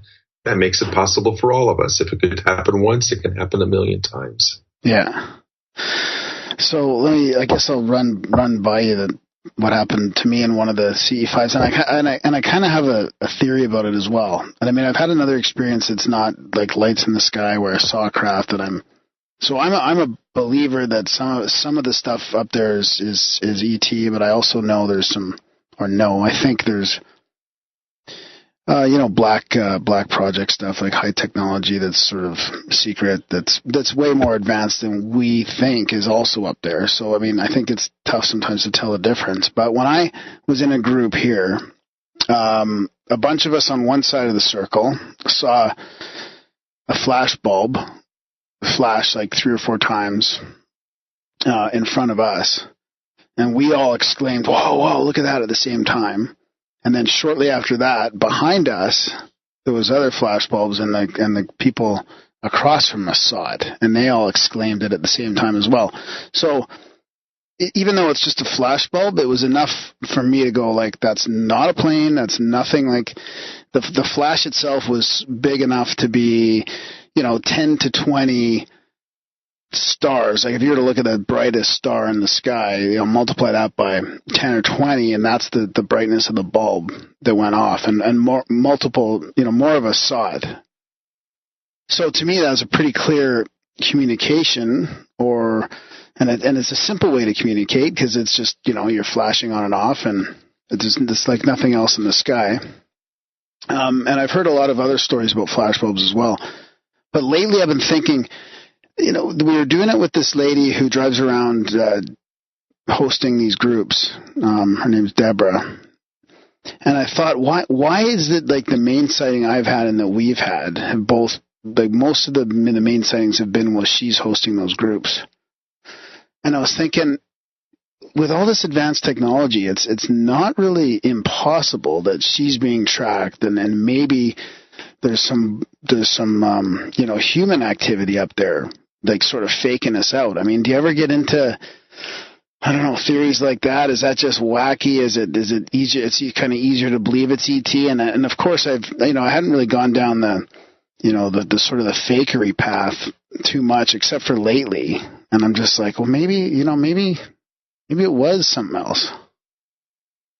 Well, it's a good thing that you have a discriminating, skeptical mind, because I encourage people in the field, to do just that. You want to eliminate all the possible natural causes before you jump into the, oh my God, it's ET. Yeah, right. And I certainly am not naive enough to believe everything up there is ET, because I do acknowledge there's unacknowledged projects that have reverse engineered. And we have stories of people that we know who have been in these projects and who have retrieved crashed UFO pieces, and you just know that they created their own craft from it, the black ops. So how can you tell the difference? I don't think sometimes you really could. Yeah. But one test I would use is to send out thought, and especially in your heart and the vibrations, to that object, and see what kind of response you would get. If it's really a spiritual ET being, they'll be able to detect that. I'm not so sure that the other black ops can. Although some people will make the case they have advanced psychic abilities they've been working on as well. So the water is muddied, but yet the logical part of me thinks, why would they follow this particular woman around just to fake things on? I mean, I know. What's in it for doing that? Exactly. Fake out your group or the group next door to you, like, okay. Yes. Yeah. Stop trying that, but okay, what is there to be gained? Get a life. I mean, yeah, I know. That's what I originally thought as well. I mean, and I like your feedback about throwing some intention out there or sending some thoughts or something from your heart. At the time, I just assumed it was as ET, and I mean, there was no question in my mind. It was just like, oh, there's an experience, and there was multiple people seeing it, so to me that was good enough. But now later on, when I'm thinking about it, I'm just trying to think of, like, could that have actually been something else? But Hollis, do you have anything to say about that? Pretty much what Kosta said. If you send them a thought like, please flash at me twice, and it flashes at you twice, I don't know of any. Oh, we can't hear you, Hollis. You've broken up here for a few seconds here. Sorry about that. It's okay. If you think to whatever you see in the sky, if you can hear me, blink 3 times for me, and it does it. That's pretty good, because I don't know of any human craft that has a telepathic aspect. Maybe I'm sadly misinformed, but, different flight methods can certainly be achieved, right, using technology that we don't really know. Yeah. But the consciousness aspect is pretty hard to fake, I think. Yeah, I agree with you. I think that's a good way to do it. I mean, even if they could read some sort of your mind to get that exact, thought pattern in the answer, that would be pretty tough. And again, to what end? If they can. Let me give you an example of one story where it was clear to us that it was ET. You can second guess yourself on a lot of things, and even after few years. I still will, but there's other times, many times, I walk away and I go, I know what I saw. I know what I know. We were at Mount Shasta one night with a large group, maybe 40, 50 people sitting in a circle. We've done a long meditation as usual. And it was a clouded over sky with a mist, not a rain, but just misty. And you might say, well, what are we doing up there freezing our butts off when it's covered? Well, the point is, and this has happened since then, although that what I'm about to tell you was the first time that it happened to me. Once the group finished meditating, Hollis and others pointed up, straight up above the group, up into the sky, and a hole had opened in the clouds. And you could see space, black space and stars, like in this circular hole. But the rest of the sky was still clouded, and there was no wind like moving the clouds around. There was just a hole there. We had meditated a hole through the clouds. And let me just say, other groups have told me they've done this, and we've done this other times. Now, as the story goes on, in the middle of that, I recall there was a stationary object that was flashing that we figured, okay, that probably is ET because it's not moving. It's not a satellite, not a plane, and it's flashing at us. But then the really cool thing happened, which is to my point that there was no mistaking that, in my mind, that this was ET. And by that I mean that a mist started appearing in the middle of that black hole, kind of like, you see dry ice at a musical concert, that they use for special effects. It just comes out real misty and wet, and gives it a nice look to the whole thing. Well, that's what this looked like to me, and it kept getting thicker and larger, this mist. And I'm wondering to myself, where's that coming from up there, and what's it doing? Because it's like coming on now. Shortly, Hollis just exclaims to me, "Look, it's a heart." Really, it was the shape of a heart. It had formed a huge cloud heart, like a Valentine heart, that you couldn't mistake, sitting up there. And you're going, what the heck? And then one of the members of our group from across the way just shouted out to the rest of us these words. They said, "Hey, I've just had telepathic contact with the ET craft up there, and they wanted me to tell you that they love us." Wow. So they got that message, and we all saw a visual, a heart at midnight, coming out of nowhere that formed itself. You can't make this stuff up. Well, if you can, then you belong writing science fiction, but you really can't make that up. Yeah, that's a great example. Yeah, I mean, I don't know what else people would need besides, experiences like that to believe. I mean, there's still so much skepticism out there. It's unbelievable, like we hold people's experiences to a pretty high regard here on the show, and I think that's part of the opening up is people are sharing their experiences more and they're talking about it more. But it's still amazing to me how many people that are even open to a lot of other things. ET is just like it's just another level of it's hard to get to that level, Well, sadly, the disinfo campaign for decades has done its job really well. Little green men was the phrase when I was a kid, and all you had to do was say little green men about anything, and everyone would laugh and go, "Oh, yeah, that's for the Looney Tunes. That's for crazy people, little green men." And man, they just put that out there into the whole society. And when they've programmed you like that to make fun of or make light of and not believe in life out there for fear of losing and not talking about it for fear of losing your job or respect of anyone, they've done a really damn good job. And it's only been in I think the last couple decades that, as you mentioned, it's really opened up through a variety of means to where it's more acceptable than it used to be to believe in ET. And you know what? Now science is coming around because the more they talk about, another trillion galaxies were discovered, and they're upping the estimate of the average number of stars in galaxies from, 400 million to now 800 million. So you do the multiplication, you do the math, and you realize there's a one with many, many zeros after it that represents all the stars, and then they're using formulas to figure the habitable stars, whatever. Even the rational astronomers are now talking openly about we've discovered planets, and in fact, it's more common for us, every star now, to have a set of planets than it's not. So the world has been opening up with just the numbers of what's possible out there. And that alone has helped the more rational types of people to at least accept that there's so many stars and planets out there that the odds that some of them have life are pretty good. Yeah, even now with the water being discovered, potential water on moons everywhere, and I mean that even. Yeah, and that will continue to happen as they make more discoveries.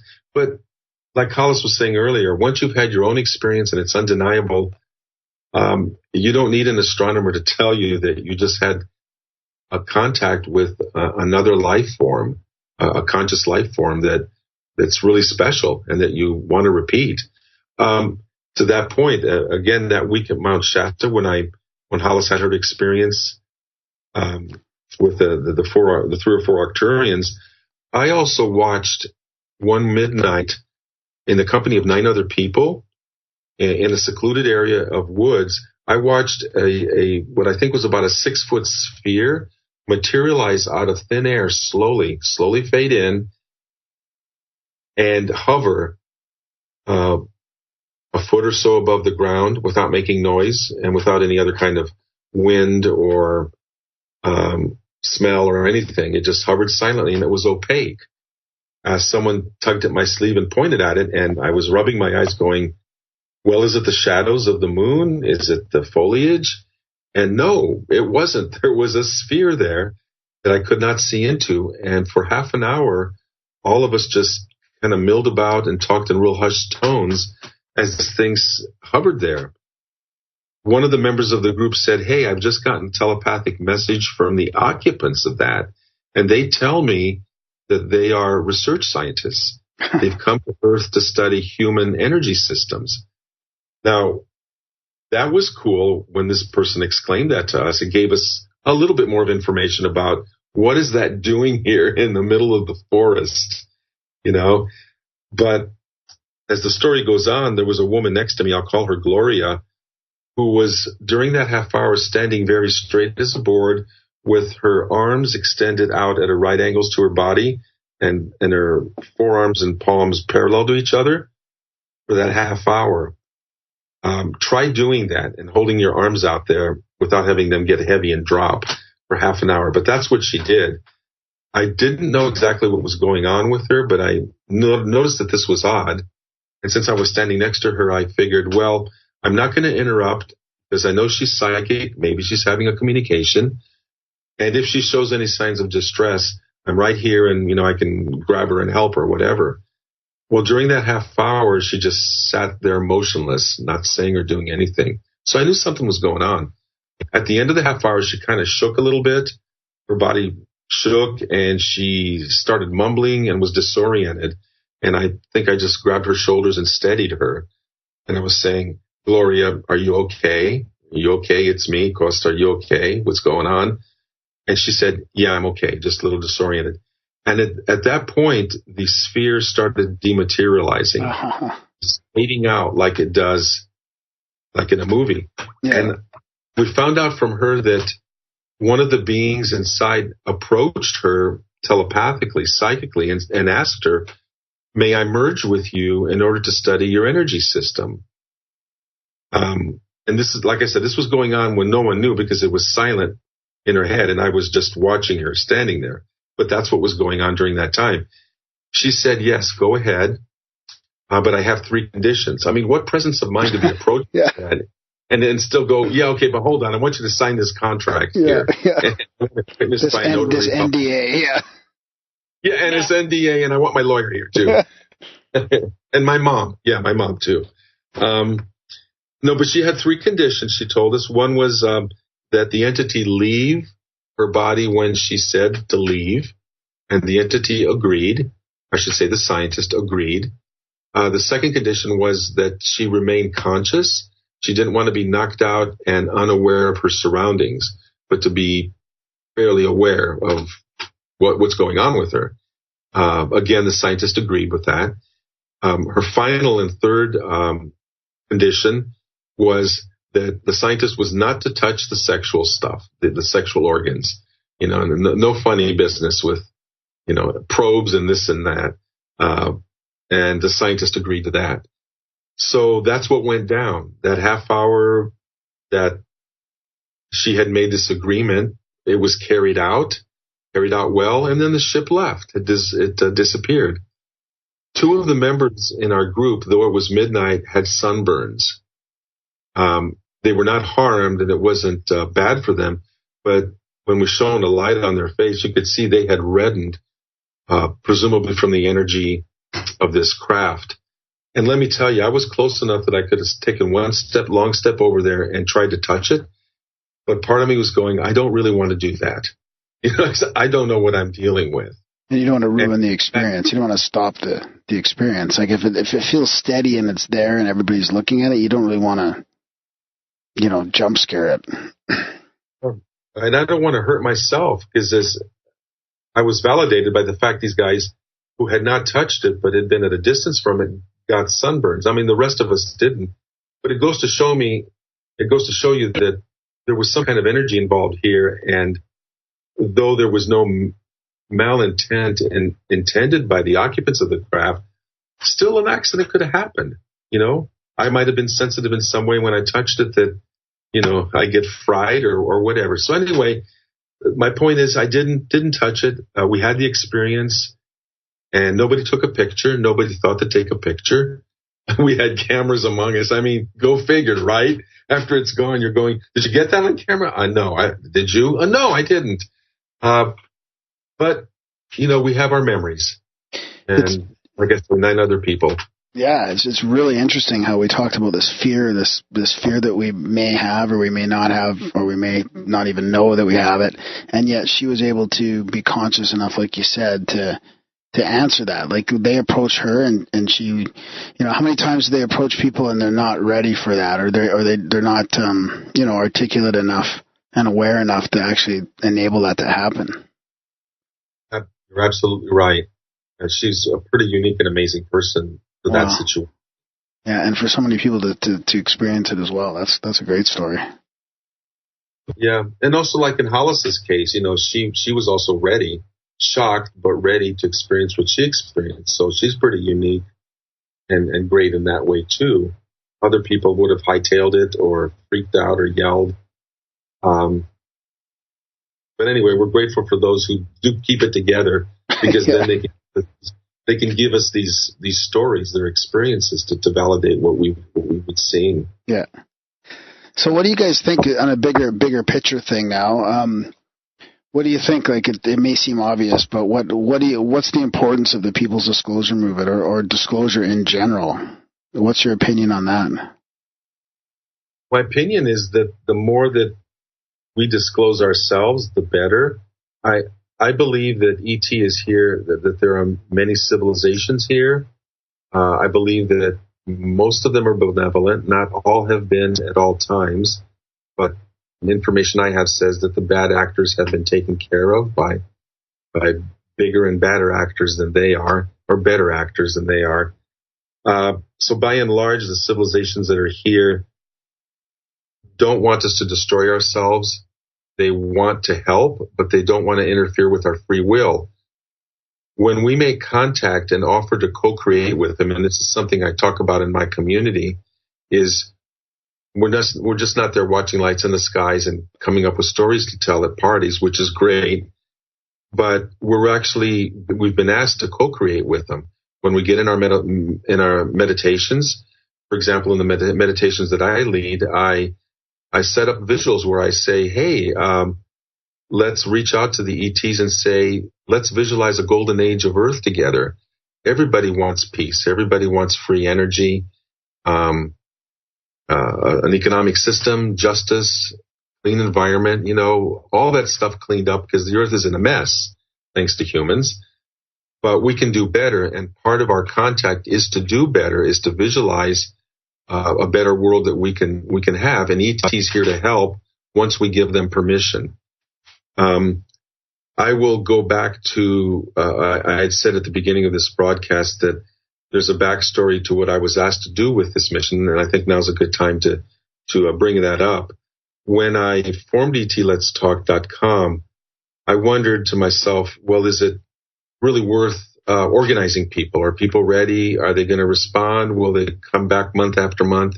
This is going to take a lot of work. It's a volunteer effort. I need to keep up a job, and I just had questions. But I posed those questions thanks to Hollis, who has her own telepathic ET contact, and did at the time pose that question to our ET friends on my behalf. And that was, should Kosta proceed with this? Is this something that you guys want? Is there some usefulness to it, to him organizing on a global scale? The answer was very clear, very simple, very direct. The ET intelligence said to us, yes, we have a request, and that is that you form as many ET contact teams as possible in as many places as possible as soon as possible. Wow. And the reason is that they want to be given permission to appear more often, because as they appear in more places more often, then more people will see them. When more people see them, they will ask in many more places to see them and give them more permission, and that will give them that more permission to be seen in even more places. It's kind of like, they've actually described it, they gave it a term, they called it a virtuous circle, a feedback loop. Give me permission. Okay, you gave it to me. I'm going to show up. Now there's more of you giving me permission. I'll show up in more places. What's the point of all that? Well, here's the big picture, getting to the point of your question, I think. They told us that soon, by doing this process, a tipping point would be reached. I was just going to ask you that. I was just going to ask you if there's like a percentage or a tipping point where once it reaches it, it snowballs. I was not given a number. Silly me if I was assimilating all this going, wow, okay. And like Hollis said with her little Arcturians, I could have asked this, I could have asked that. Well, that's my one. It's like, hey, you got a magic number for me? Yeah, what's the percentage here? Computer scientist, give me a percentage here or a range of percentages or something. I didn't do that. And I suppose I could go back and do that again. Maybe we will. But the major point was they said a tipping point would be reached through this process, and that by reaching it, so many people would have seen them, and it would have changed the collective consciousness so much and removed the fear so much that at that point, no power on earth, no government, no cabal, no Illuminati, nobody could ever hide and cover up this reality ever again, because people would be knowers and not believers, and it would be game over for those guys and their cover-ups. And that's why they fear people's disclosure. Perfect. Yeah, I like that. Well, I got to say, it was worth it just for the map. The map is something special. Oh, see, Darren's got the map out now. He's registered, and he's just fascinated by the map. Oh, good. Well, okay. Tell us a bit about it, Darren. Well, I need a map like this. What? It looks like U.S. is your most popular. Yeah. So it seems to be a thing. That's the same with us, too. It just seems to be, must just be, I wonder what it is. It's the sheer, population of advanced, or not advanced, but do you think it is? Yeah, I think it's gadgets and things like that. I think more people have, and I think that in today's world, it's the internet and the gadgets and things like that help us folks like us. Because you think about the equivalent population in Europe, it would be all these different cultures, right? That would even match the U.S. in population. It would take a lot of European countries to make 330 million people, I think. They'd also have to read English, right? The website's in English. Yeah, that's right. That's kind of what I mean. Yeah. I want to say that we have the ability to translate. There's a bunch of flags across the top there, and if you're a speaker of another language, we can't have all the flags, but we try to get the major languages and countries of the world. But if you see your flag, look at that. I didn't even notice that. Translated. Now, and having said that, none of us has ever encountered any piece of software, and tell me if you have, because we're about to make $1 billion, but none of us has discovered any piece of software, Google Translate included, that will translate 100% what is a piece of art in your world into someone else's language who doesn't scratch their head every now and then and go, that doesn't make sense. Why would I want to contact fried eggs? Okay. Or something like that. You know what I'm trying to say? Yes, absolutely. Yeah. You can translate the website there, and it'll be a reasonable job that will let people know what we're up to. But we're not saying that it's perfect down to every word any more than Google Translate is. But it's there anyway, and it will get other people to understand the basics of what we're doing. So let not the fact that it's in English stop anybody. Yeah, for sure. I mean, this is great. We'll help get the word out here as well. With this podcast and the sort of the networks that we have. And then what do you guys have planned for the future? You have some retreats coming up, right? Do you do that every year? Yeah, for the last 2 years, this is our third year going. There's nothing like actually meeting face to face finally with a small group of people and getting to know them over 5 or 6 days as you go out and do contact every night and you get results. Yeah. So this year, ET Let's Talk has 3 retreats. We have Mount Shasta for 6 days and nights starting Sunday, June 18. Wow. And then in the Midwest, for the first time, and there are a lot of people interested there, in Bloomington, Indiana, major home of Indiana University where I graduated. We have a wonderful field site there, and we'll be gathering people there to do a retreat as well. And then when was that one? Oh, that one is, thank you. It's September 17th. Okay. That's a day one, and there's a reason for that. But September 17th, Sunday through Friday, we'll do the retreat there. And then finally in Joshua Tree in Southern California for 6 days and nights, October 15th, again, Sunday through, in that case, Saturday. And I want to invite people to come to the website and sign up. The cost is very affordable. There are others doing this kind of work that are charging 6-7 times as much for basically the same experience. So we feel that because we align with the everyday kind of person, we don't want to gouge people like others do. And so we offer a low-cost experience, as well as during the days, Hollis does some teaching in her classes for the people, and I'll let her describe what she does. Yeah, for sure. I was going to ask you guys about that, how you spend the rest of the time together as well. So a lot of contact actually happens psychically, whether that's clairvoyantly, clairaudiently, telepathically, clairsentiently, which is feeling. So I help people access what they're good at, because each person has his or her own unique set of talents, and everybody has them. It's kind of like the ability to run, right? Some people are doing the 4-minute mile, and there's people like me who, it's 17 minutes. But everybody has some, and no matter what ability you start out with, if you, like anything else, if you practice, you get better. So I help people access what they're good at and practice. We talk a little bit about, access, meeting your own ET. Because I really do believe that, if you're interested, there's probably a really good reason you're interested. You've probably had contact. Certainly a large number of people that I meet in the context of doing contact work will say, yeah, I'm not from here. Right? I'm sure you've met a few of those too. Yeah. Oh, yeah. A Raelian or two. And, for those people, they for sure have their own, some talk about their other family. We had one friend now on the other side who spoke very lovingly of seeing her real father, who was from the Pleiades, in the dream state every night, and would recount her conversations with him. And, So anyway, so making that contact more effective. So we'll be doing that too.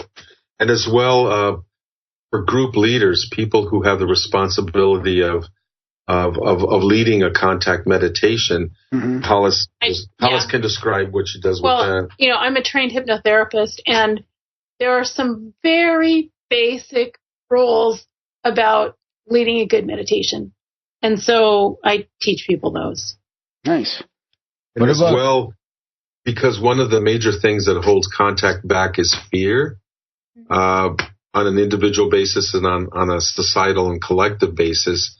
Hollis also has a class that focuses on the identification, correct me if I'm wrong, and the removal of this fear so that contact can be better. It's all focused to here's 3 different things that will make this experience of contact better for you, a better quality, a better outcome. Yeah. How many people do you guys have on these retreats? I max it out at about 40 because it's like handling any other large group, all the logistics. Yeah. Also because in a short amount of time, the challenge is to bring people many of whom have never met each other. They're meeting each other for the first time. There are different personalities, different ages, different cultures, and all that. And the challenge is to get the group to be here.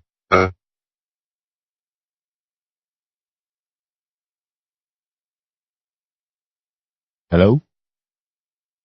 Huh. This and that. Yeah. Can you go back to the challenges? Yeah, we lost you for a few minutes. So the challenges of the different groups of people? Yeah, the challenges are time.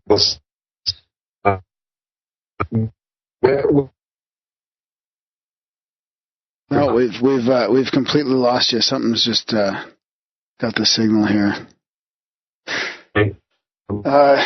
Here, let's try and figure out. Should we? I'm just gonna hang up and call you right back. Okay, we're gonna hang up and call you right back. Okay, we're still here. Okay.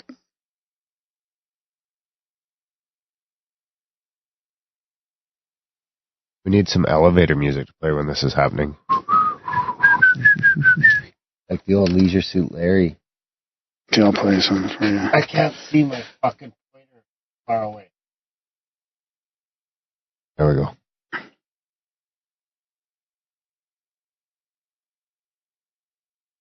Hello. That was quick. It was quick. Oh, hang on. Now something's... Can't hear you.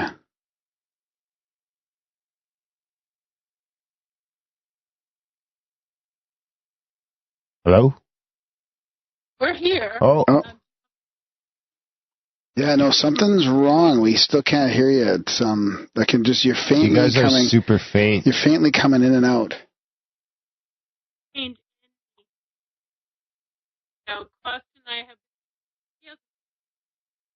Yeah, we didn't even touch the keyboard, nothing. Yeah, I know. It's so weird. Either of we. Okay, so I think Darren, you got him now. Can you guys keep talking for a sec? Yeah. Okay. I think we're dialed back. Okay, we got you back. Okay, we're almost finished. Maybe you're not supposed to tell me that because I'm too skeptical. Yeah.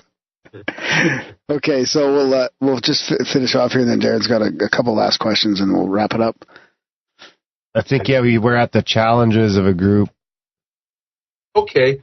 The challenge is we short amount of days to get, and when you people who've never, most of the time, have never met each other, whether it's a dozen people or 40 people, you have an assembly of different personalities, ages, cultures, whatever. So Hollis and I have to find a way to get the group into coherence as soon as possible. And through her exercises, and through group sharing and sitting in a circle and having a group dinner together and just creating an atmosphere of fun and togetherness for the same goal, we try to address that and get everyone kind of on the same page quickly. Did that answer your question? Because I know we through some interruptions, I may have lost focus on what the original question was. No, that's good. Yeah. No, it's interesting to know. I mean, it's good that you're doing workshops and stuff through the day as well, and building coherence and training people how to become, better meditation instructors and all those things. So, have you guys got lots of interest for this? And are you going to do it? You're doing it every year. Like, I'm surprised you're actually doing 3 this year. That's great. Yeah, I decided to experiment. We do have a great interest. I'm not filled up yet, so that's why I'm talking about it now. If people want to come to Mount Shasta and experience something amazing, or Bloomington, Indiana, or Joshua Tree, there's still plenty of time to prepare, and all they have to do is come to the website. And there's a landing page there that describes a little bit in more detail about the activities. One thing I also want to mention is that I set up an experience that's kind of a balance. There's sometimes when you go to retreats or to symposiums and they run you ragged from morning till night. Yeah. In order to get you to have a feeling like, hey, we provided you with a lot of content. And I understand the reasoning behind that. However, you wind up burning people out. And so I strive to do a balance, which is I leave enough time in the mornings for people to explore the beautiful areas where we're located, whether they want to, shop, hike, nap, go into town, have a picnic, whatever, meditate. They have a lot of free time on their own. And then we get together in the afternoons for the teaching. Then we break for supper.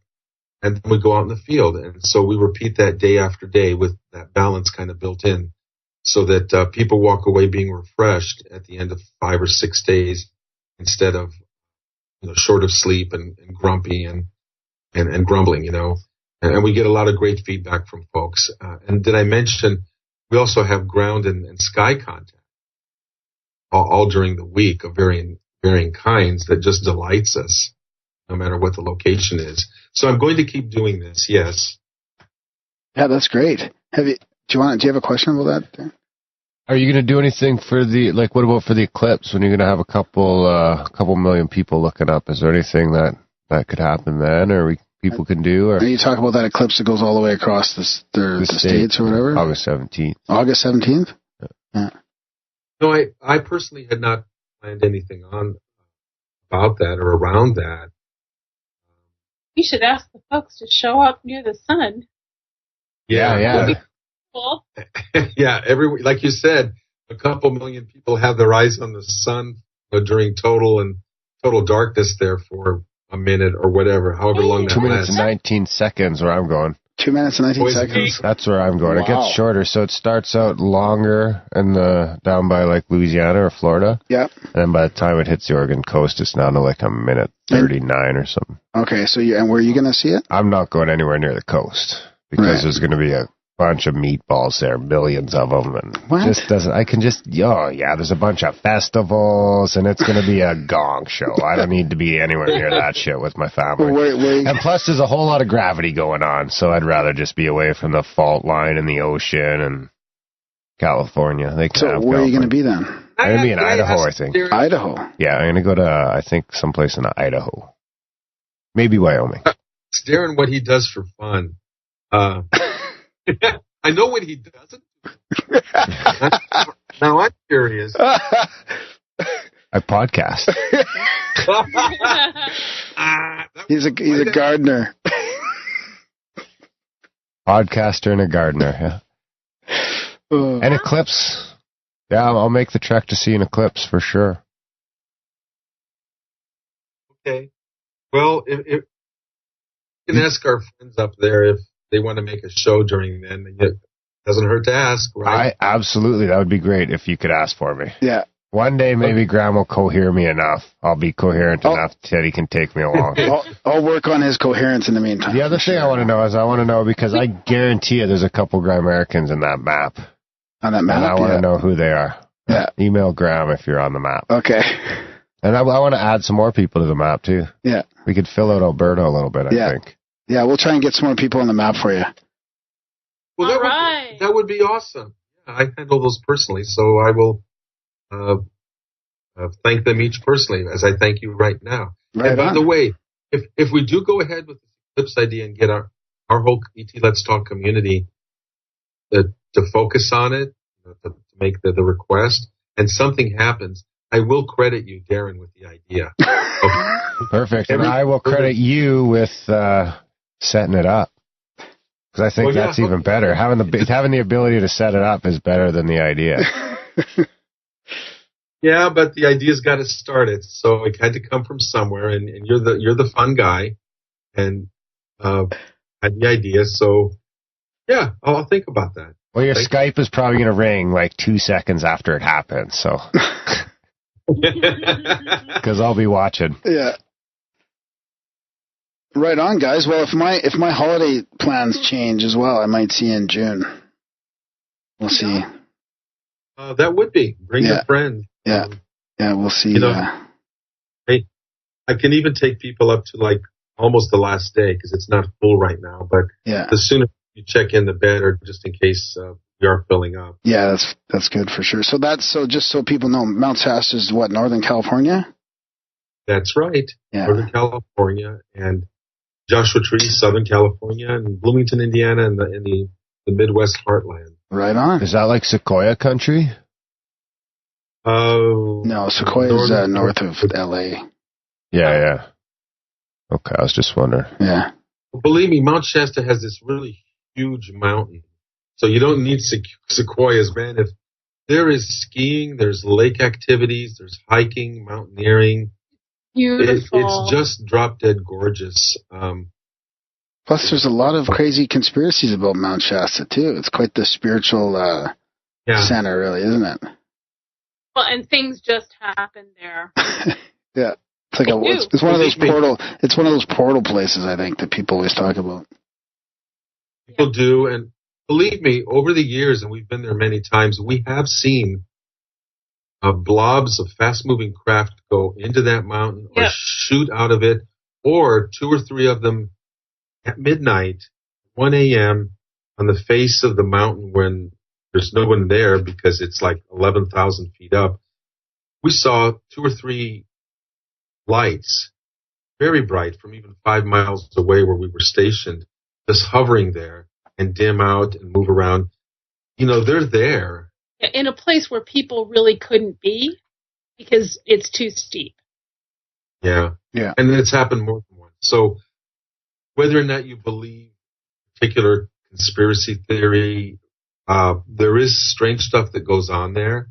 So I tend to believe it is a magnet in some way. Yeah. So it's a UFO base there. Yeah. It's inside, et cetera, et cetera.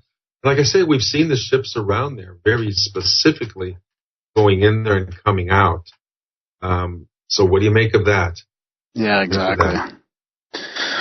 Right on, guys. Well, thanks so much for your time and for talking about your experiences in this People's Disclosure movement. Really happy to chat with you. Our pleasure. It is our pleasure. Thanks for staying with us on this and inviting us. For sure. And I'll put all these links, all links to your 2 sites. Hollis, I wanted to get you to mention as well, you've got a website as well, right? I do. 888-4-hollis.com. That's HOLLIS.com, which actually is also my toll-free number. Holla. Oh, no, that's actually how I got. Okay, great. And I'll put the other links as well. Right. Readings as well as training people how to use their own clairsenses, their own psychic. Okay, great. And I'll put the other links in there as well. And we'll send you guys a copy when we publish it. Great, thank you. That sounds great. It's been a real pleasure. Thank you. Okay, thanks, guys. Okay. Bye for now. Bye-bye. Here. Bye. Bye-bye. So that was our chat with Kosta and Hollis. Yeah, I want to mention here quickly because they were starting to break up at the end there. Yeah, Hollis is bad. I wonder why they didn't want to. Yeah, that's strange, eh? Powers that be. It happened right at 8 o'clock. No, it wasn't 8 o'clock either. It's funny because it looked like it was 8 o'clock on this computer, but this computer is like 20 minutes ahead. Yeah. So I just thought maybe something happened at 8 o'clock. No, it's everyone turns on their fucking internet. No, I think the secret space program was getting wind. Yeah. They finally locked in. It took them an hour. Let's shut these guys down. So Hollis's website is Hollis, HOLLIS.com. She's got her stuff on there, psychic readings, and all about that. And then the other website, again, is LetsTalk.com. And I'll put those in the show notes. So what'd you think, buddy? It was good. Yeah, that was fun. Yeah, I like those guys. Yeah. They seem like good people. Yeah, totally. Yeah. I know. I want to go on a retreat now. Like, that'd be sort of... I would go with them. Because it would be a bit of a holiday, right? That sounds way funner. Yeah. They seem then genuine. What? Funner than what? I'm not going to talk about it. Oh, okay. Yeah. Yeah, it's interesting. And all these experiences people are having all over the world. And you check out the map, right? The map is great. We need a map like that. Yeah. Did you see me on there then? You're not on there. What? You're not on there. But Calgary's on there, right? Yeah. Why you am I haven't not on signed there? up. Yeah, I did sign up, I'm sure. Oh, did you? I don't think you did. I must have. I was looking for you specifically. So who was in the city then? There's a couple people in the city in Calgary? Couple people, yeah. Huh. I was actually checking to see if I'd recognize any of the names from listeners, because there's got to be crossover. Yeah, for sure. Yeah. Yeah. Like I say, I'm sure there's a couple dozen people. I'll sign up now then, since I don't know. That's weird. I thought I was on there for I'll just sign up after you're done podcasting. Okay. You do that? Yeah. So yeah, if you guys enjoyed this chat. You can sign up in the middle of the show and I can't? I was for the show. You signed up in the middle of the show, though. For the show. I was talking. Well, this is for the someone should be signed up. Anyway, guys, check out Grimerica.ca/support for all the different options there and how you can keep us having these long, fun, uninterrupted, commercial-free, bullshit-free chats. Probably don't even have to skip ahead. Think about the other guys. You're just skipping ahead. Yeah. Oh, yeah, man. I listened to some and I skipped through all the ads. So some of them I've actually know exactly how many times I have to hit the button to get to the end of it. But you don't have to worry about that here. So if you can, when you can, sign up for as little as $1 a month, up to as much as you like, really. But if everyone could do $1 a month, that would be enough. Anyways, check out Grimerica.ca/support. There's also the option there for a one-time donation, and if you can't afford to support us monetarily, which we understand 100%, there's a bunch of different other things you can do.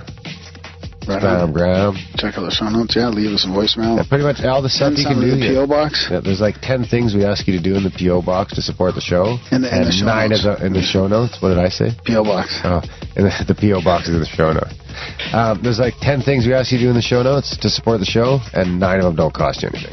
Yeah, there you go. So do that shit. All right, guys. Thanks for listening. Big thanks to Kosta and Hollis. And hi to all the ones in the chat room in the Google Hangout. We have to shout out these fucks every episode. No, we shouldn't. Thanks for listening, guys. See you next week.